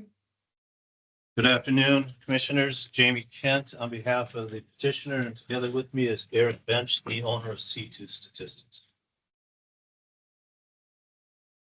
Okay, Mr. Kent, tell us what is, why this exemption request? What makes it different from any other carrier? C2 Statistics is not in the business of transporting persons per se. They're in the how would you describe it? Marketing statistics. They do giveaways, and basically their work is on the strip, but then they have a separate office where the person needs to go in terms of securing the prize, getting the certificate, or whatever else is associated with it. So the real aspect of the company is marketing through the gift giving away process. It's just they've had a lot of complaints, or people aren't following through on it because they don't have a way, or they didn't realize that they have to get off the strip and then somehow they have to get back to the strip. So they're just filling that little aspect of it. Okay. This feels a little odd to me. Commissioners? Chair, from my perspective, I just had a couple issues with the request. One was the business license. The Clark County business license is listed that people basically aren't supposed to go there. It's an admin business license for basically like leaflet hanging. It's not for, there's a restriction for no on-site customers or clients. And then there's no registration for the vehicle. There was just a temporary. Okay, I think. good point. Administrative Attorney Oni Wilburn, if that's what the business license says, we can't authorize Correct. transportation to take people there. There's a secondary business license, Eric Bench speaking. Have you been issued that business license? Yeah, in the city. There's two separate licenses in the city for an address, for ticketing and events and timeshare. So we would need a complete application. Well, I think we provided that when we did the amended application. I don't have that. We don't have that.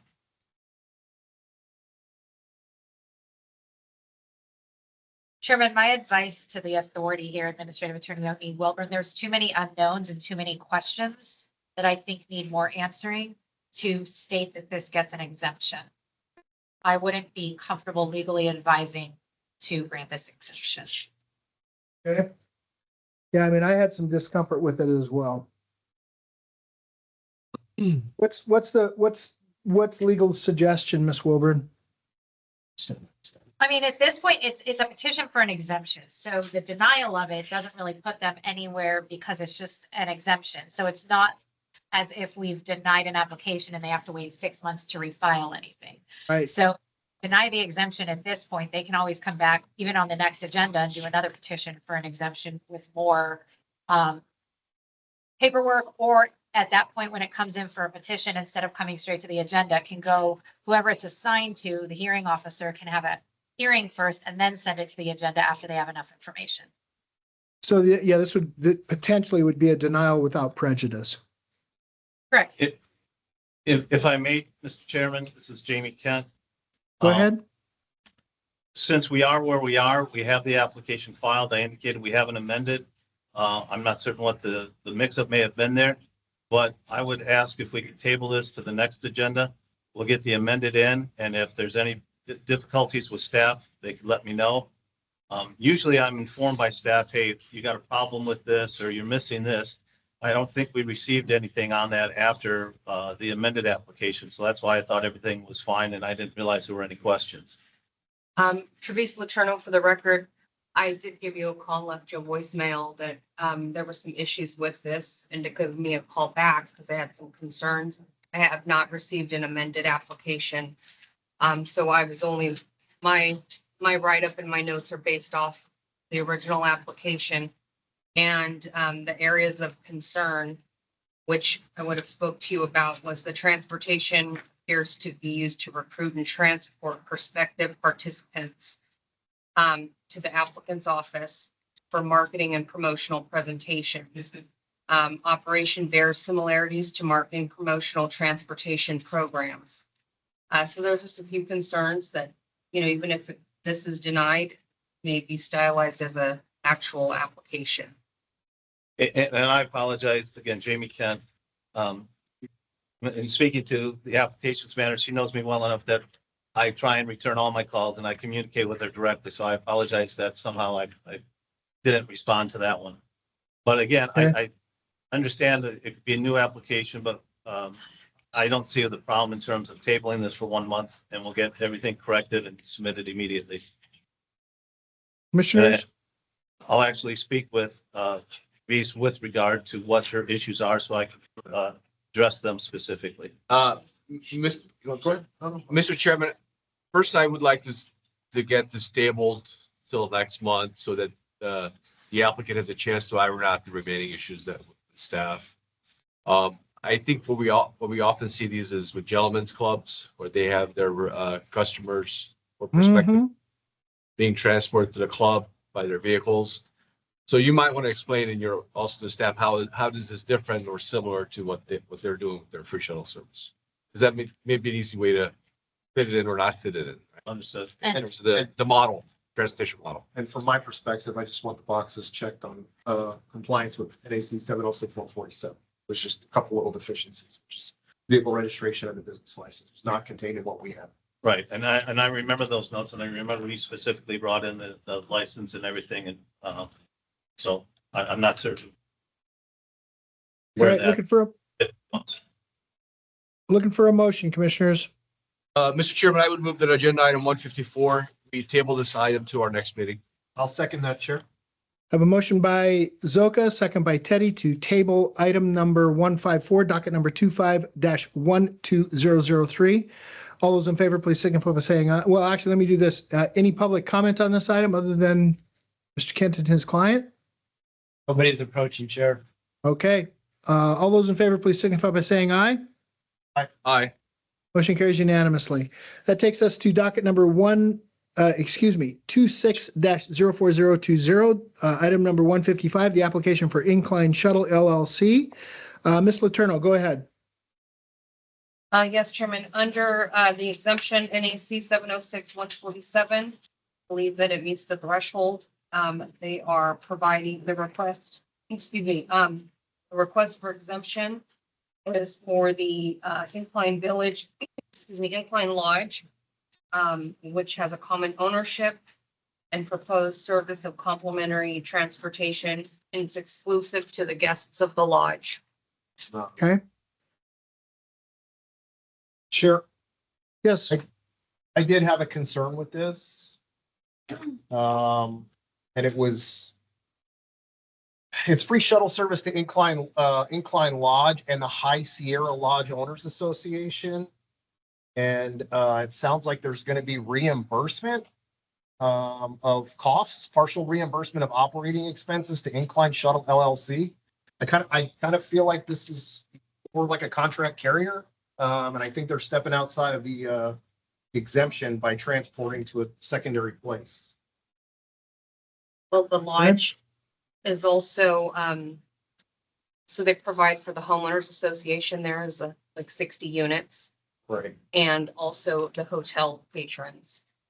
But it's not that the transportation is not associated to the homeowners association business. Those are separate, right? Those are the people who will be utilizing transportation but it can be, that was a question we had as well.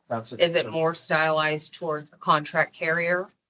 And and in asking the applicant, we couldn't, they said, no, it's not.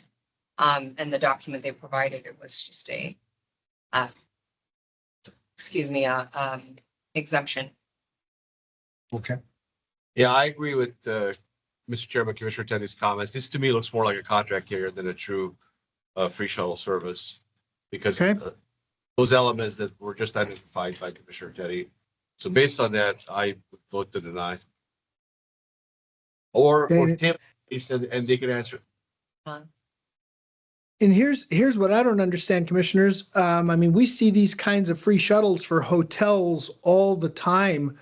And there's no request for exemption because it's owned by the hotel and operated by the hotel for the hotel's patrons. And to Commissioner Teddy's point, we've got a reimbursement as opposed to it just being a line item on their budget for shuttle services for guests. So I'm inclined to agree. Looking for a Based on motion. that, yes, Mr. Chairman, I would move that we deny agenda item 155. I'll second that, Chair. Okay, we have a motion and a second. Motion by Zoka, second by Teddy. Do we have any public comment? Nobody's approaching, Chairman. Okay. No one online. No All hand those in up. favor, please signify by saying aye. Aye. Aye. Motion carries unanimously. Did we pull item number 156? Not that I know of. Okay, that takes us to, sorry. Chairman, Administrative Attorney O'Neill Wilburn, sorry to have to make this comment, but it is 3:52. We will have to end this meeting by 4:45. We have classified employees. We do not have overtime pay and we cannot make them flex their time if they don't want to. So we will need to end this meeting by 4:45. So I just want to let people know that anything that doesn't get handled today will be bumped to our next agenda. So. And especially for driver permits, it will not prohibit you from driving. You already have a temporary permit, so the fact that they haven't been adjudicated by us will not stop you from continuing to work. So let's keep going with item number 156. That's docket number 26-03027, petition for approval of Priority Towing LLC to change their name to Roulette Towing. Ms. Letourneau, I have this that we Yes. don't enough information. Yes, this has been on the agenda, last agenda, that there was some concerns that they voluntarily canceled their consent tow yard, then immediately filed a domicile change, and now they're doing a name change, operating under this name. We were never able to get a hold of the owner, and in discussions of removing this or tabling this, it was decided that it was best to leave it on and have an open discussion about this item and what to do next. Do we have anyone here representing Priority Towing? Nobody's approaching, Chairman. There are no hands online, Chair. Okay. This is a little odd for me. Did you say that they voluntarily canceled their CPCN? They voluntarily canceled the tow yard portion, the non-consent tow. They put in a request in December, was voted on in February. In March, they put in 2 additional requests. What it appears is it's an illegal sale and transfer. Okay. What do we do, Ms. Wilburn? How do we handle this? I think, Yoni Wilburn, for the record, you can just deny it. Yeah, I would. And then they'll have to come back and refile for it. But at this point, they haven't appeared twice and we have concerns. So at this point, I would advise to deny this. And if they want to reapply, they can. Yep. Mr. Chairman, I would move that we deny agenda item 156. The petition. And if it's the chair move forward with that, I'll second it. Do we push this back to compliance to ensure that they have not done a sale and transfer illegally as well? That's not what we're stylized here for. So I would just Okay. deny the petition for the name change at this point. Okay. All right, we have a motion and a second. Any public comment? Nobody's approaching, sir. Okay. Close public comment. All those in favor, please signify by saying aye. Aye. Aye.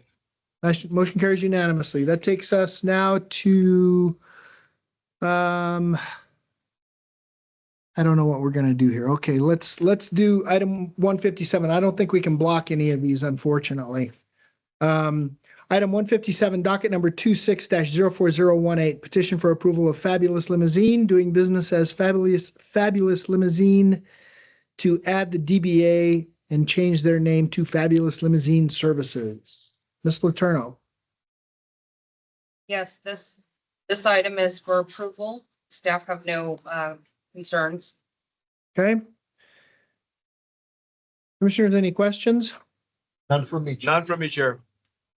Anyone representing this item that we need to speak to? Brent Carson, I have no comment. Okay. Looking for a motion. Chair, I'll make a motion to approve item number, was it 157 157. as agenda? Second. Okay, we have a motion by Teddy, second by Zoka. Let me just make sure. Do we have any public comment on this item? Nobody's approaching. Okay. All those in favor, please signify by saying aye. Aye. Yeah. Motion carries unanimously. Okay, thank you. I apologize.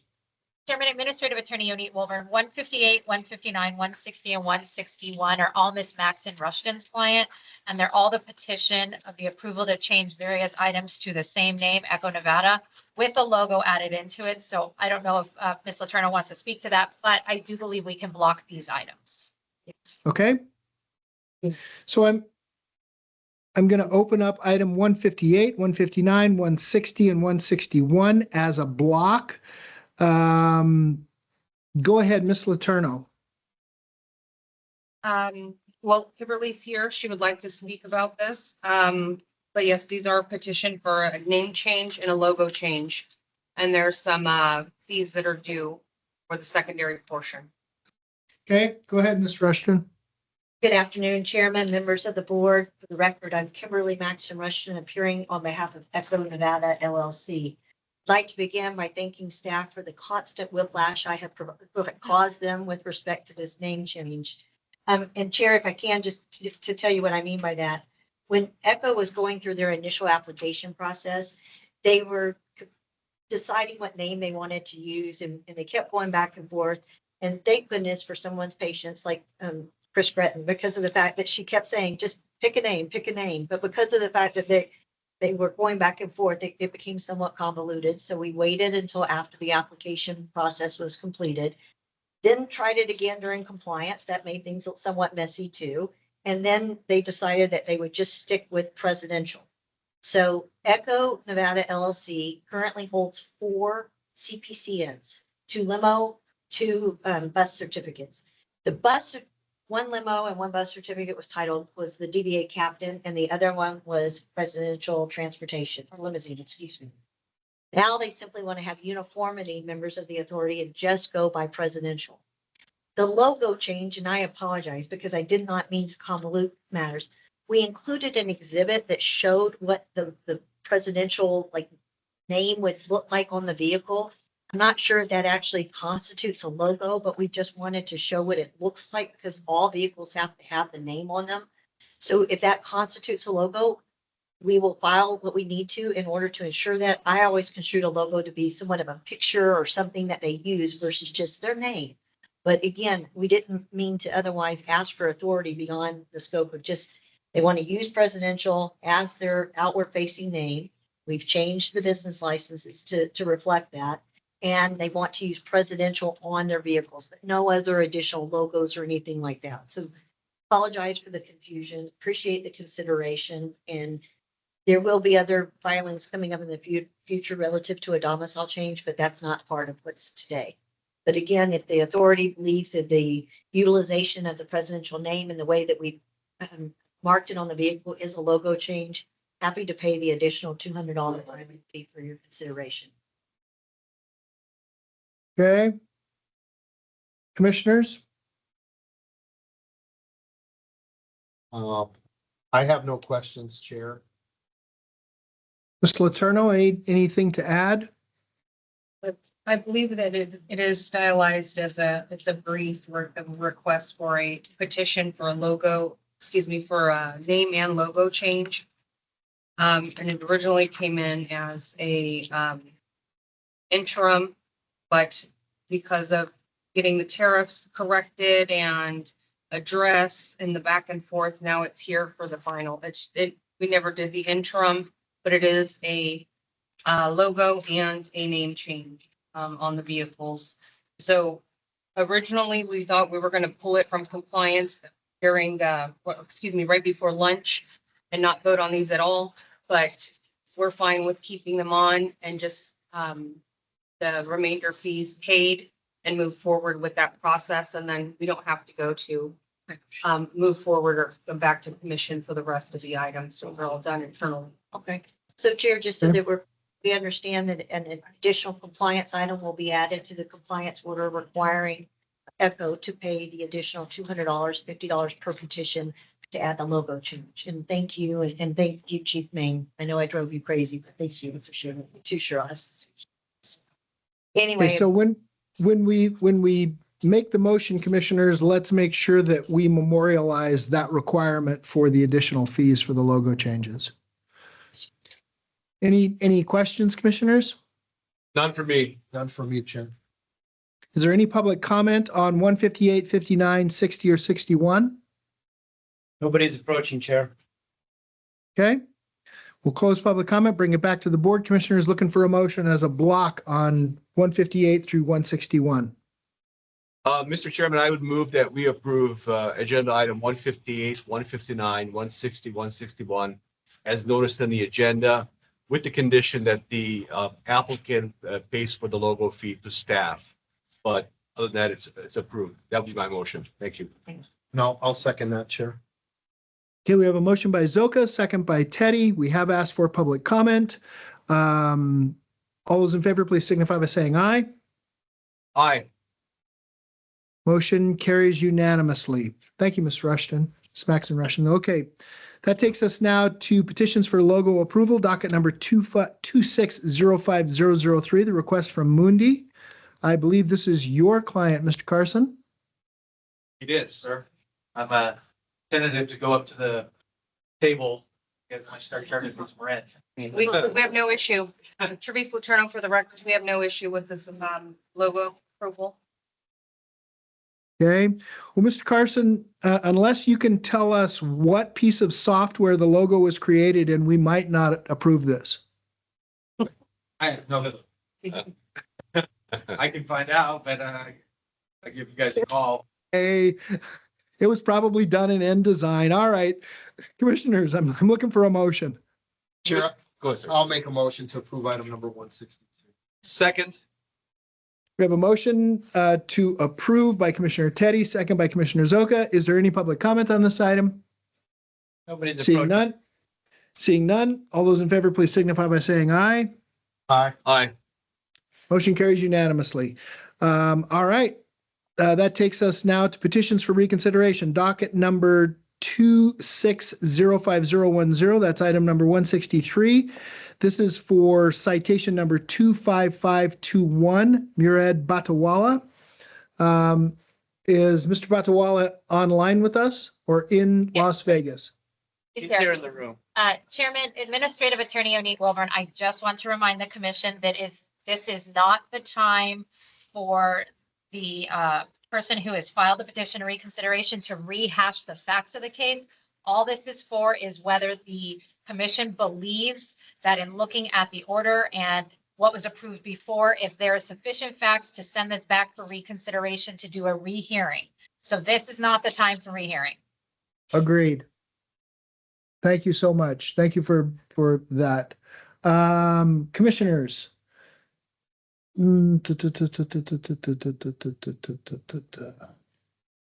Questions?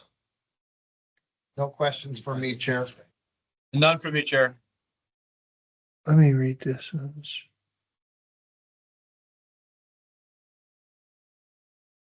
All right, commissioners, I'm looking for a motion. Chair, I would make a motion to deny item number 163. Second. Okay. Have a motion to deny the petition for reconsideration for docket number 26-05010. Although, let me ask for this, is there any public comment? You have 3 minutes. No? Okay. I believe we denied it. Nobody's approaching, Chair. Okay. Mr. Batwali, would you like to make any comment? I'll give you at least that opportunity. I was just appreciated to give me the time for reconsideration. If you want to consider that because of my conditions and everything, but since you have denied it, so I have nothing else to say. Thank you. All those in favor, please signify by saying aye. Aye. Aye. Motion carries unanimously. Thank you, Mr. Batwala. That takes us now to docket number 26-04028. That's item number 164, the petition for reconsideration for citation number 26048 and impound I-5412 for Carlos Alvarado. Mr. Alvarado, are you with us today? Yeah. Good afternoon, Commissioners. Good afternoon, sir. Thank you. Okay, tell us why we should reconsider this, Mr. Alvarado. Well, because 3 minutes. I did not violate this NRS statute.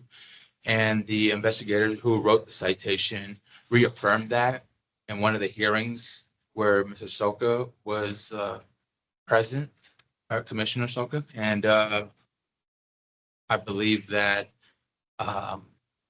just looking at this again, it's very obvious that this citation should not have been upheld and that I did not actually violate any NRS and therefore should not have had my mother's vehicle impounded and sold. Okay. All right, commissioners.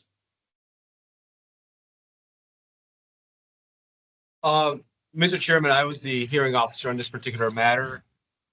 In the agenda binder, you'll find the order that was prepared for the matter. I think the order speaks for itself.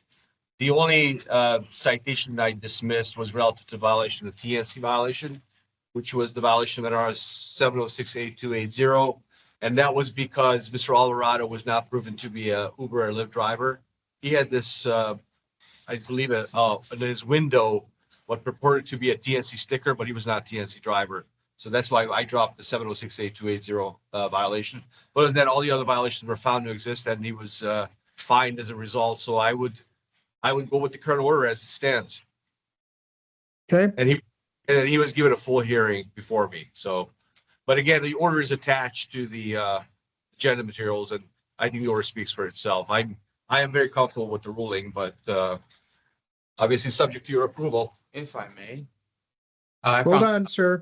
Hold on, sir. Hold on. I'll let you know. So, Commissioner Teddy? I don't have anything to add, Chair. Okay, thank you so much. All right, Mr. Alvarado, go ahead. I'm going to give you a couple of minutes to speak here and then we'll make a ruling.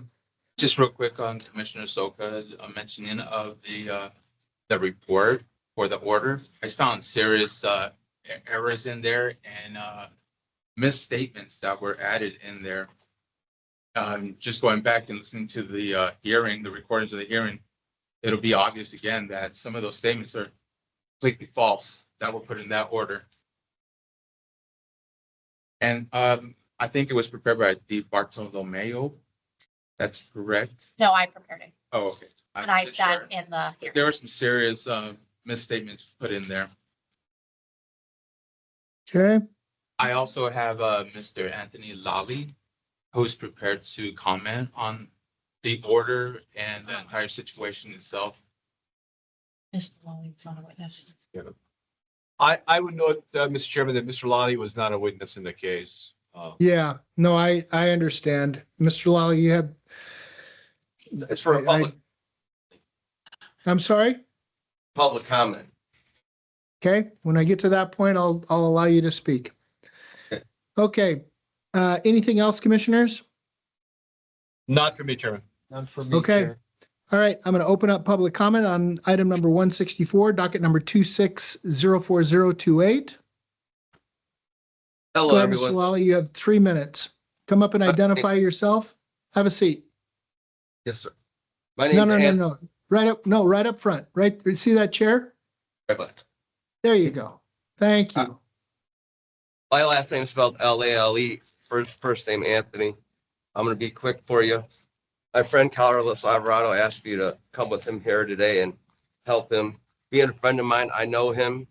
In my mind, I'm like, sure, Carlos, let me help you. I'll see what I can do. My mind knowing that you're one of the best hustlers there are out there. I'm sure you did do something wrong. You probably got caught. And so I start looking through the paperwork, seeing like, what could I say to help this or that? And I don't see anything, so I'm going through it. But then I read the findings and the facts in this order. And I want you to go ahead and go to paragraph 3. And this is actually really bothers me as a citizen of this country, and I think it should bother everyone else here, because this could happen to any one of you guys here too. Read where it goes. Investigator Wilson saw 2 older couples walk towards the Honda Odyssey. Read paragraph 3. I only have 3 minutes. I'm going to be quick. Basically, what happened was they stopped Mr. Alvarado with no probable cause for no reason at all to stop him. They sent an undercover to him, talked to him, tried to get him to solicit a ride, which he told the guy, you need to get it on the app. And Carlos didn't do anything wrong. So this guy that sees someone talk to him doesn't hear what they're saying, and he's with other people, and they get in the car. He says just because he didn't see a phone in the guy's hand. Well, that's not probable cause to stop a citizen and stop them and interrogate them and detain them. That is illegal. In 2 days, we're going to celebrate the 82nd anniversary of Operation Overlord D-Day, when we invaded Germany to stop the totalitarian dictatorship government. This is the United States of America. We don't operate that way. And to have him stopped illegally, which is in the record, and I'm not introducing anything new. At that point, this case should have been stopped, because we are not allowed to be stopped for no reason at all by law enforcement. And to say that's okay is giving carte blanche any government agency to stop anyone for any time for anything. At this point, whether he's guilty or not, in my mind, he probably did do it. But that's irrelevant, because that's not how we were supposed to be treated as people. And that could happen to him. That could happen to any one of us. And this should not be allowed. That's all I have to say. Thank you, sir. I'm Thank gonna you. leave him alone. I'm gonna go. Thank you, guys. Thank you. Thank you, Mr. Budley. Thank you. Again, I contest all the accusations in the order, in the citations, everything. And I wanted to add, the only reason I was driving my mother's vehicle that day to pick up my associates was because my vehicle was impounded by the Metropolitan Police Department for a false DUI arrest back in 2023, which was eventually sold and repossessed by the tow yard. I was factually innocent of all the charges of that incident back in 2023. And I just feel That's not what we're here to discuss, Mr. Alvarado. So we understand you had your mother's vehicle, but that's not what we're not here to discuss, whether your vehicle was illegally or taken improperly. So what's before us is a petition for reconsideration. Commissioners, what would you like to do? Chair, I would make a motion to deny the petition for reconsideration. I'll second. Okay. We have asked for and taken public comment. We have a motion to deny item number 164, docket number 26-040028. We have a motion by Teddy, second by Zoka. All those in favor, please signify by saying aye. Aye. Motion carries unanimously. Thank you, Mr. Alvarado. That takes us now to items number 165 through 160 and 166. Motion to dismiss. We can take those as a block. Ms. Letourneau. Yes, these items are on record to dismiss. I don't Okay. have any issue. Commissioners? They've been- I see that Mr. Kent is at the table, Mr. Chairman. I don't know if he Oh, has I'm anything sorry. to add. Mr. Sorry. Kent? No, Thank you. thank you. I had to show up My one head more was time. down. in the- Go ahead, Um, Mr. Kent. With regard Which item are to which item are you speaking on? 165 Royal Elite. Okay, I was unable to get a formal request in. My client's out of the country. He did text me and I communicated with him this morning. If possible, we'd like to do a withdrawal of the application. I know this has been up there for so long. We talked about the possibility of trying to get it extended, and I said that we're probably just better off. It's been long enough. Let's just withdraw and then refile. So if I could follow it up with formal filing of a motion of a formal withdrawal. If we deny, you cannot refile for 6 months. So Right. that's why you're asking to right. draw. This is, correct? yeah, So yeah. based on what we heard from Mr. Sorry, go ahead. No, go ahead. Based on what we hear from Mr. Kent, we can table 165 for the next meeting, and if he doesn't withdraw the application by then, we can potentially deny it at that time. So Right, and that, yeah, because if we deny, it's with prejudice. So, and that stays it off for 6 months. So I don't disagree with that. So I'm looking for a motion for 165 to table. Mr. Chairman, I move that we table agenda item 165 as lowest on the agenda. I'll second that, Chair. Okay, so we have a motion by Zoka, second by Teddy. Is it my understanding, Mr. Zoka, that if this item comes back, there will be no other reconsiderations and we will dismiss the application? Yeah, I mean, if we come back in 30 days because staff puts it back and we find out that the application was not withdrawn, then I'll be voting to deny. So yes. Okay, Thank you. perfect. And I Do we have any understand. Chairman, this is Mark Leopis for the record. Yes, Mr. Leopis. I just have a question. And my question is if the applicant's counsel is here, agreeing to withdraw it, is that sufficient or does the authority require the filing of paperwork? I would prefer formal paperwork with staff so that there's no questions about it later in the event there's an appeal or whatever. So I would prefer a formal email from Mr. Kent at a minimum explaining that his client is withdrawing the application. I just thought I'd bring that up just to ask. Thank you. Thank you so much. So that's acceptable to email to Ms. Letourneau. Yes. A copy of the withdrawal. Yes, Okay. please. Thank you. Will do. Thank you. So with that, Yeah, we- thank you, Mr. Chairman. I made the motion. Thank you. We have a motion and we have a second. We have a motion by Zoka, second by Teddy. All those in favor, please signify by saying aye. Aye. Motion carries unanimously to table the item for till the next agenda. That takes us to item number 166, docket number 23-12024. Ms. Letourneau. Proceeding life. Yes, this item is, we've noticed this. We've also sent out our letter for dismissal and they have not responded, or I don't think anybody's here for this item either. Okay. So, commissioners, what would you like to do? I would move that we grant the motion to dismiss, Mr. Chairman. I would second that, Chair. We have a motion by Zoka, second by Teddy. Let me just make sure, is there any public comment on this item? Nobody's approaching, Chair. Okay, I'm going to close public comment and bring it back to the board.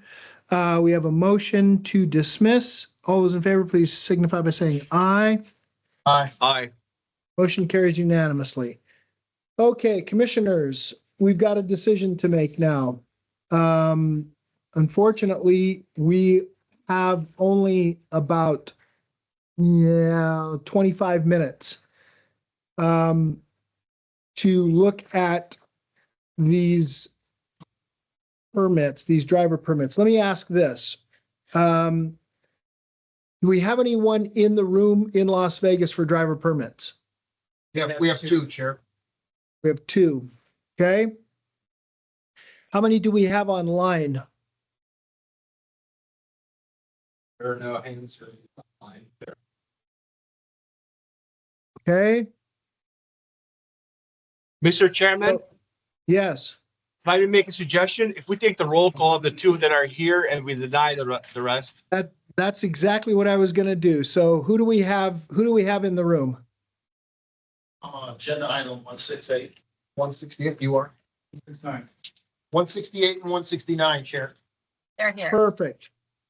Perfect. Okay, so I'm looking for a motion for items 167 and then 170 through 181.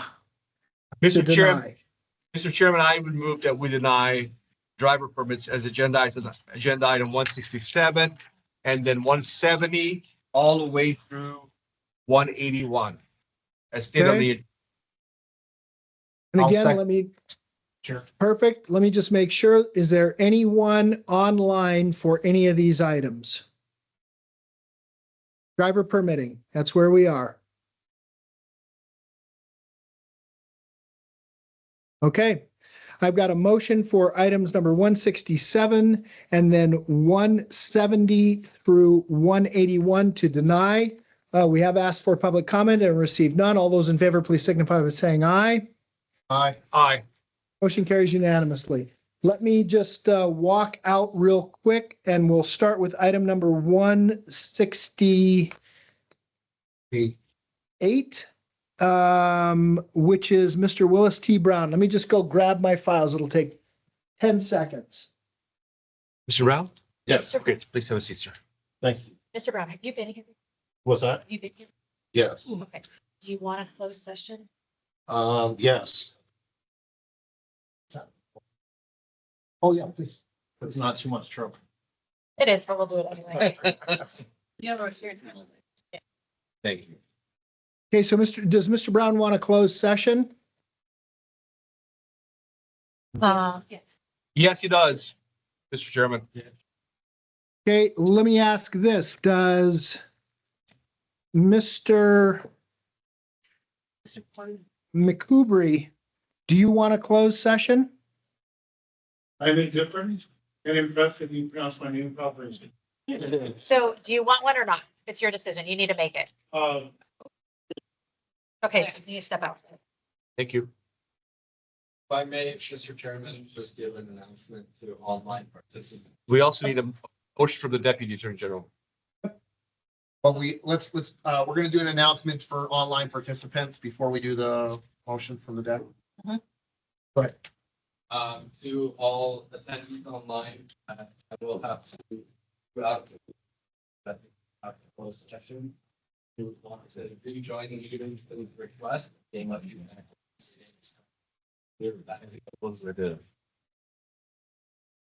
All right, ready for my motion? Yes, go ahead. There's a lot there. I move to move this portion of the meeting to a closed session pursuant to NRS 241.030. So moved. Second, Okay, we are in closed session. The meeting, we are now open again. We are in open session. Go ahead, commissioners. Chair, I would make a motion to approve item number 168, driver permit number 4700 for Mr. Willis T. Brown. Commissioner Zoka? I second that. Okay, I just wanted to make sure, because if you weren't going to second, I was. So we have a motion by Commissioner Teddy, second by Commissioner Zoka. I'll just ask, do we have any public comment on this item? Nobody's approaching, Chair. Okay, I'm going to close public comment. All those in favor, please signify by saying aye. Aye. Aye. Motion carries unanimously. Thank you, Mr. Willis. Good luck. We wish you the best, sir.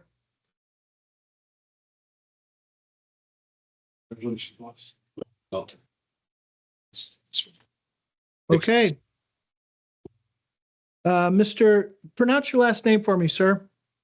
You got it right on the first time, McCoubry. McCoubry. Okay, I thought you said I had it incorrect. I apologize. And you're asking for a closed session as well. Yes. Okay, go ahead, Ms. Guerra. Take us into a closed session. You Jace, got do you need, 15 minutes. there's no one on. Okay, right. So I move to go into closed session pursuant to IRS 241.030. So moved. Second. All in favor? Aye. Aye. Motion carries unanimously. We're in closed session. Are open again. Commissioners, what do we want to do with Mr. McCoubry?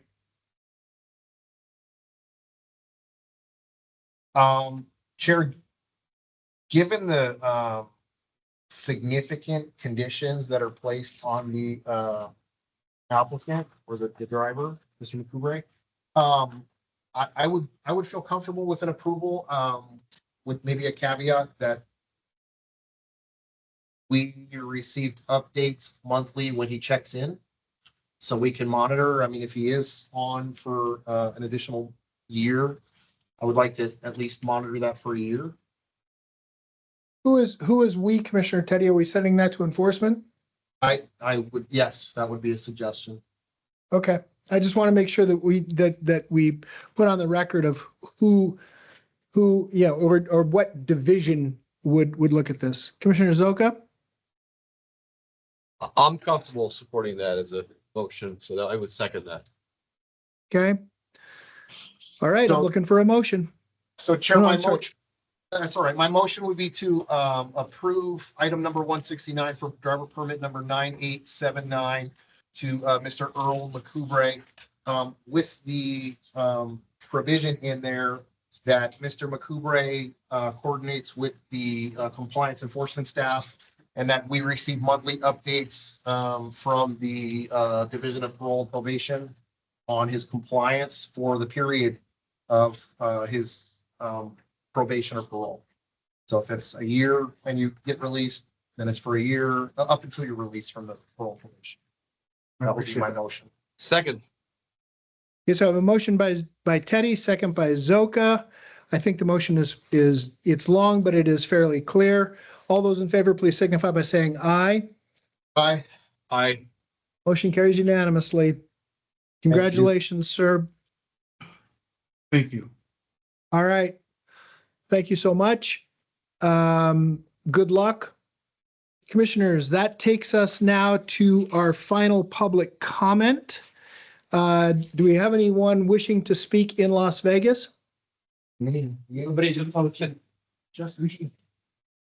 Okay, the only one we have, Record, and this is it. We have no long agendas any longer. We're all caught up, guys.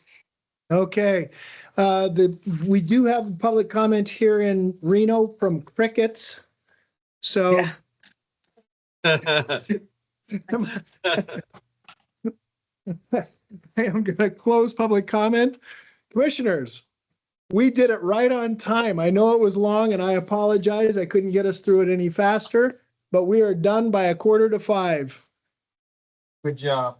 Thank you, Mr. Chairman. I would know, nobody could have done it any faster. Thank you so much. Well, I don't know about that, but thank you. Thank you. We're finished. Are we adjourned, Chairman? I'm sorry? We adjourned. Did you vote on Yes, it? yeah, we're adjourned. Yeah, we're adjourned. Sorry.